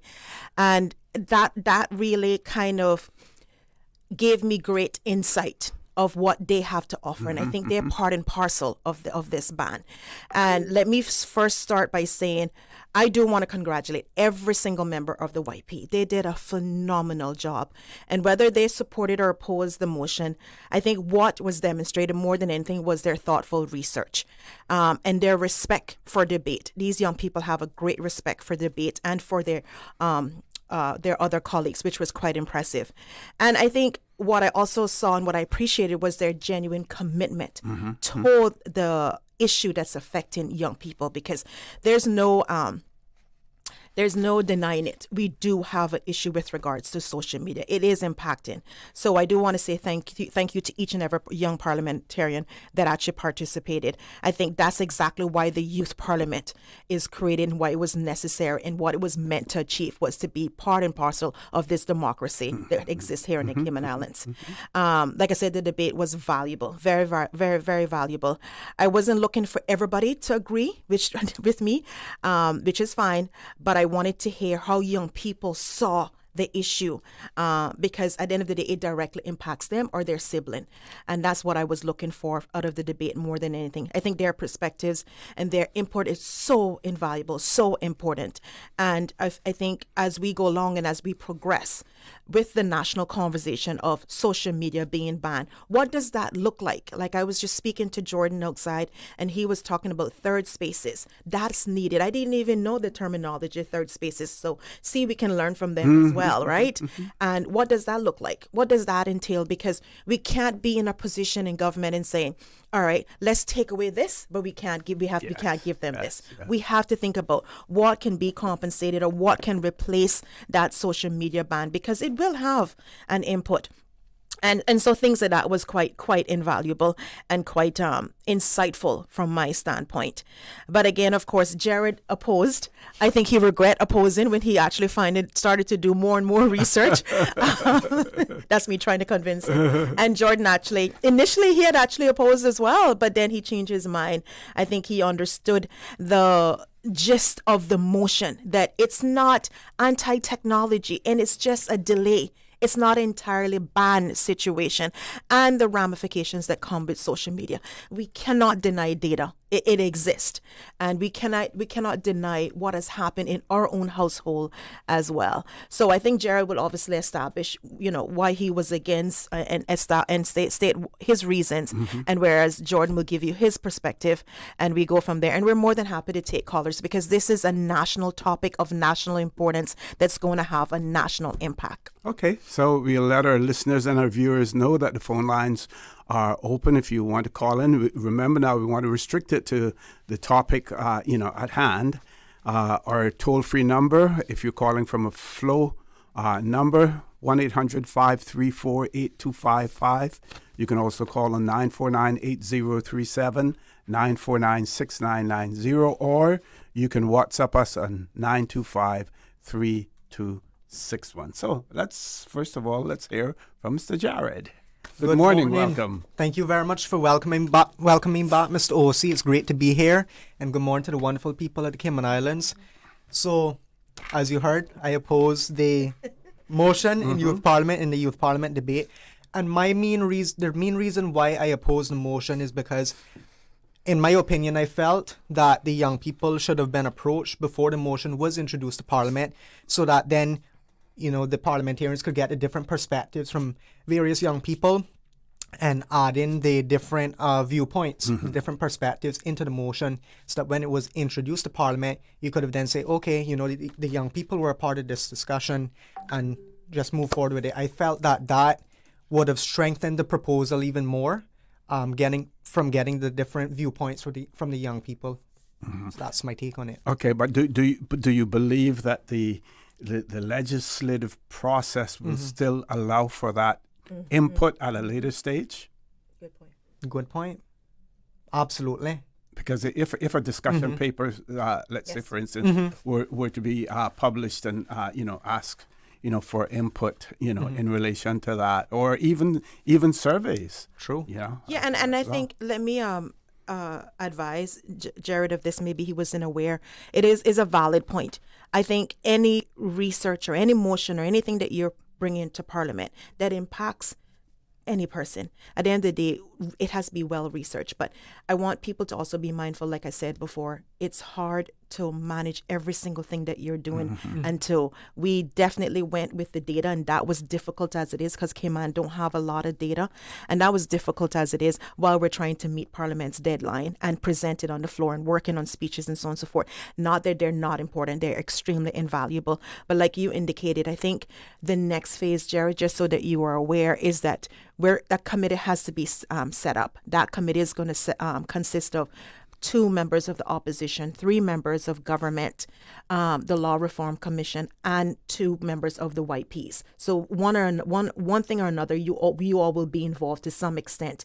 And that's the consultation period. And what does that framework look like going forward? Does that framework look like education and social media ban has to coexist? Does that look like a third spaces like what Jordan had established? Does that look like even greater? Like it can go far beyond social media. Does it look like cell phones need to be banned in schools as well? And so that's the consultation period that Mr. O'Connor was talking about. That's going to happen. It doesn't go straight into law. A motion is just a proposal, as you're fully aware. Mm-hmm. And then the consultation on how best to move it forward so that it has as much ammunition that it needs to have from the various different inputs. And that consultation period is also talking to parents. How does parents visualize this? What help do you need? So the parents are going to play an extremely, it also means ICTA or off-reg. What does that mean? How do we handle the big providers of technology? Does that mean the UK has to get involved as well? So that's going to be a period from probably October to December or later on into next year to see how does that framework evolve. Okay, let's hear from Mr. Jordan. Good morning, welcome. Good morning, everyone. Well, I see both sides of this motion. I for sure enjoy social media, but I'm also a victim of doom scrolling, and so I see both sides. As Ms. Pearlina suggested before, I had originally opposed the motion until the middle of the debate. Then I realized that maybe I was wrong. Because I think the beauty of debating is understanding that they're both sides, the merit to both sides, and choosing at the end. And so the reason why I opposed it before was because, well, with my personal experience using social media, it benefited me a lot.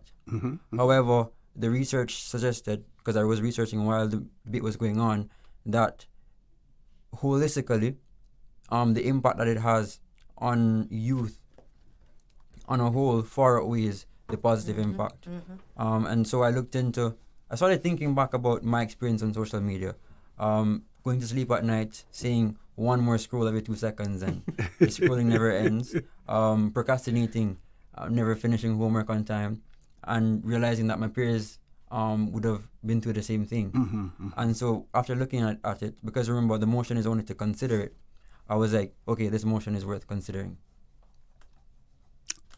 That's an interesting, viewpoint. So to consider it now, if you were after the consideration period, what do you envisage taking place during the consideration period? And I want you to talk about this. Was it third space? Third space. Yes, yeah, I want you to explain to our listeners and our viewers what that is all about. Why don't we take a commercial break? This way we won't have to interrupt you to go to the commercial break. So we'll take the commercial break. When we return, I want you to tell us about this third space and how you envision the whole process then moving forward as well. Folks, please stay tuned for the record. We'll be back shortly. Your dream home starts with a vision, and often inspiration is at the heart of that vision. Brand Source Home Gallery's in-house designers are here to help bring your vision to life. Whether you're remodeling or building a new home, Brand Source Home Gallery is your one-stop solution. Explore their kitchen cabinets, sinks, faucets, bath fixtures, tubs, vanities, and more. Let Brand Source's designers help and inspire you with your next project. Call 623-5000 and schedule an appointment with a design expert at Brand Source Home Gallery, Dorsey Drive, Industrial Park, serving Cayman for 50 years. Did you know that Doctors Hospital provides urgent care services 24 hours a day, 7 days a week? And Doctors Hospital's urgent care physicians have access to the most advanced MRI and CT imaging in the Caribbean, providing reliable diagnostics when you need it most. When you need quality urgent care for an illness or injury, Doctors Hospital is here for you 24/7. Whether it's a migraine, chest or abdominal pain, shortness of breath, broken bones, or another urgent need, Doctors Hospital at the top of Walker's Road. Urgent care right now. Looking for fresh, healthy food that's full of flavor? then you've got to visit Kirk Market. Our dishes are made with fresh, high-quality ingredients. Enjoy vibrant mixed greens or satisfying pasta salads. Or try one of our delicious grill options like blackened chicken, spicy beef steak, or grilled salmon. Looking for something light and flavorful? We've got sushi rolls and poke bowls prepared daily. And don't forget to explore a hot bar or belly fresh salad at the salad bar. Stop by Kirk Market today for breakfast, lunch, or dinner and taste the difference. Eat well, live well with Kirk Market.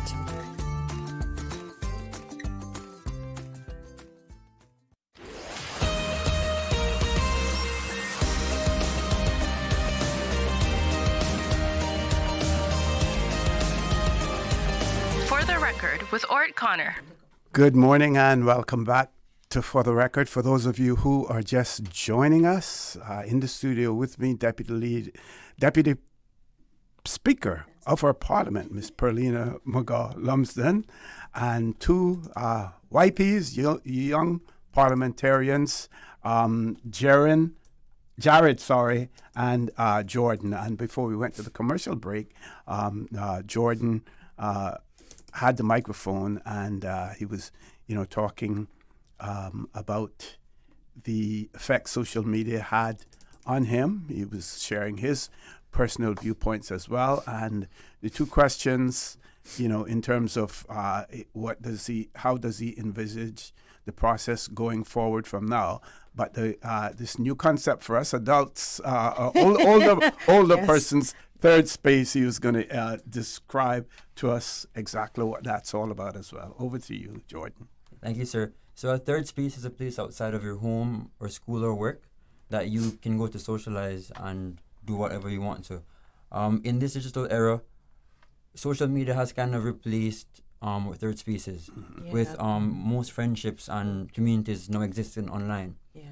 So if social media is going to be removed for those under 16, it has to be replaced with something. Yes. As it stands, there isn't really much to do in Cayman for younger people, and not having much to do can lead to antisocial behaviors or drive people to doing things that we wouldn't want them to do. And so if you want to effectively, of course, looking out for the best interests of the child, ban social media, you need to replace it with something. So I think that third spaces are very important, or even outside of third spaces, just things to do. For example, sports, we're now seeing a lot of recognition by our athletes, and so more investment into sports and talent identification and things of that sort would be great. Yeah. How I envision this process looking, going thus far, to the motion's credit, it does mention stakeholder consultation in the resolutions. Yes. So I do expect a lot more consultation with youth and other stakeholders, of course, especially even with the older generation. I'm of the belief that they have a lot to say as well, because even though we grew up in this digital era, we didn't live before social media. That's all we experienced. If you talk to an alcoholic about their experience with alcohol, of course they would have experienced life before alcohol. And so that's what usually drives them. It's those experiences that usually drive them to rehabilitation and stuff like that. So I do think, I do see merit in arguments from the older generation as well. And so I think consultation is a way forward. Yep, very interesting. And that go ahead. Yeah, President. and that's a very, very good perspective. Very, very good. So good on that, Jordan.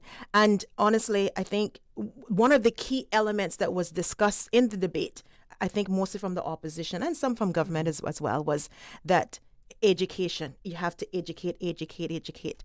But I can tell you now, well, I don't drink and I don't smoke. I have friends that know the impact and the ramifications of smoking and drinking, but they still do it, right? So I think education is not mutually exclusive when it comes to digital literacy and education. It's not one or the other. It has to be both. It can always be both. And I think absolutely agree with the educational aspect is essential in this day and age. But I believe education has to exist with digital literacy in order for, should be I believe digital literacy should be part of the solution. But education and legislation has to actually exist, not mutually exclusive, in order for them to work together. We can't just think it's education. You have to legislate. This is why we have laws laws when it comes to smoking. This is why we have laws when you're not able to drive until you're 16 or 18. I can't remember the age. So they have to actually exist or coexist. We do educate our kids, like I said, regarding road safety, but we also have traffic laws. Those laws are in place for us to be responsible citizens, for us to be a responsible society. We also educate children when it comes to the dangers of alcohol, but guess what? They still go ahead and drink. We also educate. We also have laws when it comes to smoking. We regulate tobacco, but we can't have a risk, or when a risk exists that is significant to our children, education alone is not going to solve it. We have to have legislation, and I think those things can coexist. Okay, Ms. Susan, you was there. Okay, hasn't showed up on my screen yet. Maybe. Let's see. Okay, here we go. Say. Good morning, Mr. Connor. I would like to thank your guest, Honorable Pearlina McGaw-Lumsden, for moving forward the important discussion of under 16 social media ban. I also want to thank her for bringing on 2 TCCP Youth Council members to join the discussion with you today. I would like to personally invite the honorable member to put our pizza and policy dialogue on safeguarding our youth happening on the 17th of July at 5:30 p.m. at the Intergenerational Hub. Okay. Best regards, Matthew Ethelstone, Chair TCCP Youth Council. And you know what? I wasn't aware of this, but thank you, Matthew. I appreciate that. But you know what? This isn't politics. Mm-hmm. This is about our children. And I didn't know there were TCCP. Even if I did, I still welcome you both, because you guys are 2 brilliant young men, and I'm really proud of both of you. And that doesn't matter to me. That's pale in comparison. But thank you, Matthew, for bringing that attention to me. But at the end of the day, they're YPs. They are our future. They represent a huge demographic in our society that is required and needed. Their minds are so much more advanced than most of us, to be honest, and their input is necessary. So congratulations on being TCTP, but I mean, you need to come over. I'm just joking. But yeah, I welcome them, and it could have been either one of them or any one of them, because I just feel that their insight and their input is so invaluable. It really is, and I'm happy to have both of them. So for the lay person, at first it seemed so simple in terms of the motion ban, social media for persons under the age of 16. It seemed so simple, but not as simple as it appeared to be. And you all brought that out in your debate, as well. And can we talk about the other factors that need to be taken into consideration? Jordan spoke about the fact that there are less activities in Cayman, for younger folks, and you would probably get other jurisdictions, saying similar things as well. We know, for instance, World Cup is on now. Those who are football fans are, into football as well. What other options should our young people have that we could offer them? That's a tough question, to be honest. But and I think while they think about it and ponder, I think if we go back before social media, and before social media was a thing, or even June when it was being built up, that was always the number one complaint with the young people, though, is that they had nothing to do. And so that phenomenon, or that mindset, is not something new. It really has been a problem from years ago. Even when I was a child, if I wasn't involved in sports and climbing trees and getting active with regards to church or something to that extent, there was nothing to do other than the movie theater that we had, which was by Simboko. So it's very limited things that we can think about. But I think even Jordan had mentioned the skate park has actually closed down. Yes. Something that government should have invested in was something to that extent, and so that they'll have that as an outlet. And we have seen Cayman First Professional at 40 years old becoming a professional skater. So you see the significance and the importance of sports. So like I think Jordan had mentioned as well, and I'm not too sure if Jaron had an input on it, is that, more investment in sports curriculum is definitely needed. And so anything else other than that, because I think eventually children do get bored when it comes to community service-based events as well, even though their mind is being stimulated. We just need to think from an active standpoint, from a participatory standpoint, from an educational standpoint, or just for leisure, other than the movie theater. What else can we add to that dimension to make it so much more appeasing rather than them being on social media or taking away something and replacing it with something? Okay. Yeah. And one thing I think we should reflect on is that social media offers variety. And so, like, we have different personalities. We enjoy different things. True. And so it takes a lot of variety to really replace social media. Yeah. And so I think we should look into, because the thing that I realize that happens with most consultation, it only refers to a certain group of youth, only the high achievers, when they're core group of youth who often go unrecognized. Right. Right. And I think point. that one thing we need to focus on as well is making sure that we don't just involve youth, but we involve all youth. Yeah. And she has a call? And I think she has a call. Okay. Let's grab the caller on WhatsApp. Caller, good morning. Welcome to For the Record. Good morning, Mr. O'Connor. Good morning, sir. Good morning.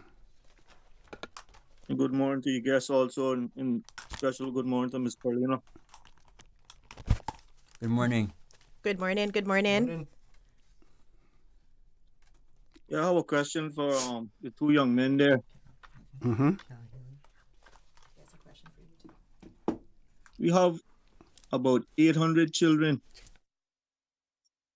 every year graduating in the Cayman Islands. And the cost of living just keeps going up and getting worse.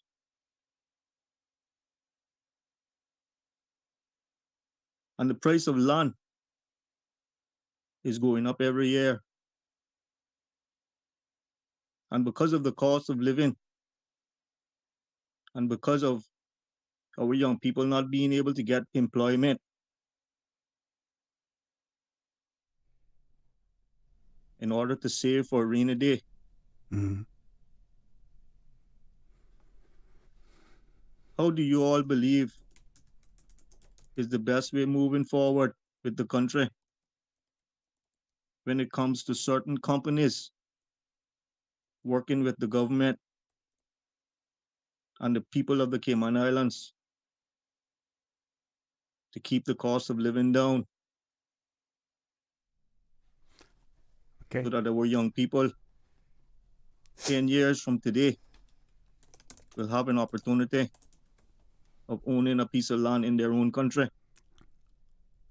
Okay, got your Deputy Speaker. I don't know if that didn't topic has hear- been debated yet in our youth parliament, but talking about affordability and concessions and how do we prepare or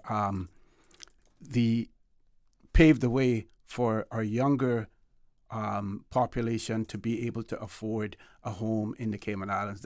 I guess that's an excellent topic for another debate in our parliament as well. Yeah, and I mean that's not the topic at hand, Exactly. but definitely, but it is a good question. I think that is part of the struggle, whether it's a young person or whether it's an older person. It's buying property or owning a property. It has been significantly difficult for individuals living here. I think one thing that we're trying to look at, and this is a motion that I'm planning to bring, but I can't discuss it at length, is that certain things should only be sold to Caymanians at a very discount price. But that's something a motion that will be discussed later. But I also think I know the government, or I know opposition is pushing for a rent-to-own situation. That is something that we have to look at, because there's no reason we should be investing this amount of monies into rentals and the outcome should not be to own it. So that is something that definitely we need to look at and to build upon, because that's something that's required. But also, even government assistance programs is another thing that needs to get back on the agenda, OC, to see how that can happen, how best we can assist the population when it comes to owning their homes. Okay, I'm going to share this quote from the Compass article, and then on the other side of the commercial break, we're going to have you respond to it. So, Mr. Jaron Reynolds Velasquez, MP for West Bay North, is quoted as saying that said he began using social media when he was just 8 years old and grew up with it being a part of his everyday life. He said that greater consultation with young people would have strengthened Parliament's own debate, saying young people are not simply the subject of this discussion, we are active participants in it. Protecting young people should not only be something done for us, it should also be something done with us as well. We're going to go to a commercial break, and we can comment some more on the other side of that. Please stay tuned for the record. We'll be back shortly. My mom's a superhero. She always knows what to do when I feel icky. Yesterday, we went to West Bay Pharmacy, and they had everything she needed. Medicine, my favorite band-aids with dinosaurs, and even flavored vitamins. Mom says they keep our family healthy. I think they're magic. But don't tell anyone. I think superhero shop at West Bay Pharmacy.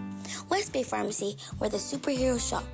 West Bay Pharmacy and Centennial Towers. Convenient quality care is just around the corner. Cineco's parametric insurance after hurricanes is now available for motor policies. Fixed automatic payouts cover incidental vehicle expenses like fuel, cleanup, and minor repairs. No claims, no damage required. $200 for comprehensive policies or $100 for third-party policies. Available exclusively through Cineco and included with all new motor insurance policies and upon renewal for current policies. Visit cineco.ky today. Cineco, keeping Cayman covered. Did you know that you can send money transfers to financial institutions anywhere in Jamaica with JN Money? You mean I can send money straight to my account and cut out the middleman? Yes, that's exactly what I mean. You send your own money to your own account, giving you peace of mind that the money is in your account. JN Money Transfers to Financial Institution is another convenient service offered by JN Money. You can have this done from any JN Money location. Deposit your money straight to your account without the hassle of asking someone to do it for you. JN Money Transfers to Financial Institutions, making life easier. The Passport and Corporate Services Office is urging all residents to verify the validity of their travel documents and take steps to protect them ahead of the hurricane season, which starts the 1st of June. Residents are advised to check passport expiry date, verify entry requirements for their destination, apply for or renew passports and visas early, and make copies of passports and key documents and store them in waterproof containers. For more information, call 345-649-7678 or email passportandcorporate@gov.ky.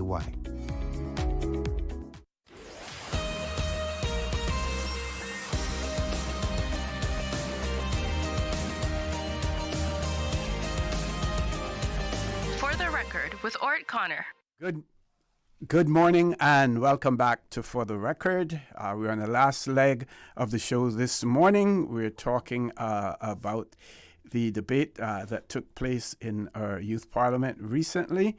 In the studio with me, Deputy Speaker, Honorable Pearlina McGaw-Lumsden, and young parliamentarians Jordan and Jaron. And the quote that I read from the Compass article in relation to Jaron, I think you had basically answered part of that already earlier, but if you want to add to that, we can. But meanwhile, we want to respond to the caller as well, because I did point out that may be a subject for another debate, but I'm hearing differently, as well. So, Jordan, tell us about it. Thank you for your question. We actually debated it in Parliament before, and I just want to highlight that even though the cost of living sounds like an adult problem, it does affect us, especially when we go for university. We're not just thinking about getting a job, we're thinking about where we're going to live and how is our lives going to look, or our lives going to look like. One thing being in youth parliament has taught me, and I'm sure it's taught my colleagues as well, is that these issues that we face are very complex. There isn't a one-size-fits-all solution. It's very complicated. If there was a quick solution, it would have already been fixed. But I think one thing we agreed to in our debate before was that there would have to be some collaboration between the private sector and the government. Good point. There were many arguments with regards to that, but I'm not prepared to answer that in anymore. Yeah. So I won't misquote anyone or anything. Okay. We have another comment here. Actually, two. I'll read those. This one says, is there the control infrastructure to turn on or off the internet in Cayman? And if so, is there the necessary legislation for government to access such controls? That is one. Let me look at the other one. Person says another issue I would like to raise, and especially when young people are present, is a covenant, quote unquote covenant, view of driving cars or other vehicles. To follow the rules of the road should be thought of as a covenant responsibility for all drivers, not merely something to be aware of when the police are around. Therefore, when the time comes for all drivers to renew their driver's license, there should be the absolute requirement to sign up specifically to adhere to all road rules that are recognized in the jurisdiction to govern good driving. That can and should be done either in person or electronically. If the person is referring to youth in this regard, we do see now where Synaco does have a program, in place where you can actually benefit if you go through a driver program. Driver's aid program? Yeah, that is it Inspire Cayman or another one? I think it is. I'll look it up to see if I can find that out as well. Okay. But the question that I read before that, whether or not talking about government control and government's ability to turn off. Now, we see it happen in other countries, for instance, in Iran and, other countries that are not necessarily democratic, in their stance. We see that happening. And whether or not we would want the government to have the ability to do something like that in the Cayman Islands, and people would find a way to get around it. If it's not your device, then you use somebody else's device. And I think that's a very, very important point. Or let me piggyback off of that. Another discussion that the YPs had was VPNs was another issue, or another way that they basically were saying that even if the ban does exist, people are going to use VPN to circumvent. And I say to that, honestly, some young people, they're going to do it no matter what. Anyway, they like to somehow circumvent restrictions, and that's going to happen. We tell them not to smoke, they're still smoking. But I think that doesn't negate the fact that we have a responsibility as government. We still have a responsibility, and like I told Jordan before, even if we save one child, that's enough for me. So that possibility does exist. The possibility that young people are going to break laws, absolutely, that's going to happen, as we just heard with regards to speeding. But that's never the reason not to have a law. Because if we thought about everything that a child is going to break or a young person is going to break when it comes to laws, we wouldn't have any laws in this society. So I do want to, I understand the VPN and people are going to circumvent it, but that doesn't negate the fact that the law still needs to exist. And I think then you had a question with regards to the compass for Jordan. Jared. Yes. Yes, sir. So as you said, I touched base on that earlier on, but I can still add some more to it. So actually, when I was 7, I had my first phone, which was a BlackBerry. So that was the highlight of the day. And so I only had WhatsApp at that time, but then I moved on to Samsung when I was 8. And so then I started to use social media, and that is actually where I found I picked up my aspirations for wanting to serve my country, God's willing, as a member of parliament one day. But then at the same time, you know, because I have both viewpoints, you know, about the ban, like wanting to ban it in a way, then not wanting to, right? Because I've benefited from it in many ways. Like I said, I that's where I found my aspiration. I've been able to communicate with family members, some family members who I haven't spoken to in years. That's how I'm able to speak with them. But then at the same time, you know, some of our young people, they use it for not so much good things. Yes. And it's really terrible. Yeah. So I really commend Miss Pearlina, because she didn't have to bring this motion, you know. So it shows the care that she has for our young people, and I commend her for that. And I am immensely grateful that she has, you know, taken the time to really bring a motion to Parliament and introduce it. And then, like I said, even though young people weren't able to, you know, share their viewpoints before the motion was introduced to Parliament, at least us as youth parliamentarians, we were still able to debate it. Yeah. And I saw that they were taking notes, so that made me even more happy. I was taking a lot of notes mentally, and I thank you for that. I appreciate that. And the whole idea, the motion was never meant to be punishing children. It really wasn't. It was to safeguard them. Yes. I think we saw recently on BBC with regards to the ads that's popping up regarding child sexual abuse in the UK alone has risen significantly. Or see, those are things that we can't shy away from, or we think that we're going to pretend that everything is okay. So it was never intended for punishing children. It was just requiring social media companies to take greater responsibility when it comes to our young people. And it's as simple as that for me. We know that protecting our children is the utmost importance. I don't have a child, but I have nieces and nephews, and I know I have a responsibility to them as much as I have to the elderly, as much as I have to other young persons or mid-aged persons. That's my responsibility as a parliamentarian, and those legislations matter. They matter because they want to see that we're doing something. We can't sweep things under the rug and pretending it's not happened. Like I said, the data is there. We have an age limit when it comes to society, when it comes to additional protection and development and so on and so forth. And so social media should be viewed through the same lens that we're looking at when it comes to other things that we have taken laws against. Now, you did mention the committee that would be established, and that would include 2 YPs as well. Yes. What I would like to know is, what type of engagement will you as young parliamentarians continue to be involved in, despite the fact that you would, on this particular committee, you would have 2 persons representing you?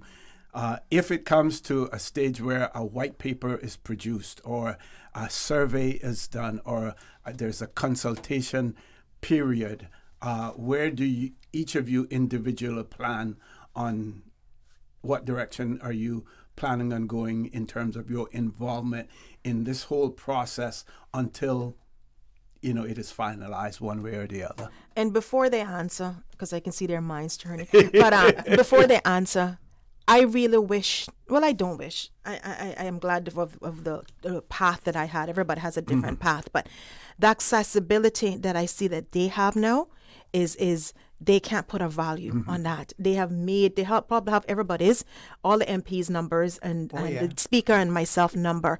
And so they have to constantly make sure they engage in us with regards to this. It is their responsibility now, because accessibility that they have, most people will never have in their lifetime. And so they have to use the resources that's been handed to them, whether it's about housing, whether it's about getting a job. Ms. Pearlina, this has happened. You're not begging for favors, because they have worked hard as YPs, and I think and I believe that they will continue to work as YPs. And so if this is important to them, which they should, because it impacts their children to come, that they should know that they have to keep engaging whatever they're seeing during the consultation period, and even the law. take it and revise it when it comes into play and say, no, this doesn't work for us. I don't see that this is practical. They have to be able to be engaged now. Just don't say, okay, you know what, I'm going to give up and throw my hands in the air. It's up to them. They have made the contact, or we have made the contact. They are constantly involved. They have debated it. They have come on radios, and now it's time to do the work. Okay, so let's hear from them. Plans forward, way forward for you. Wow.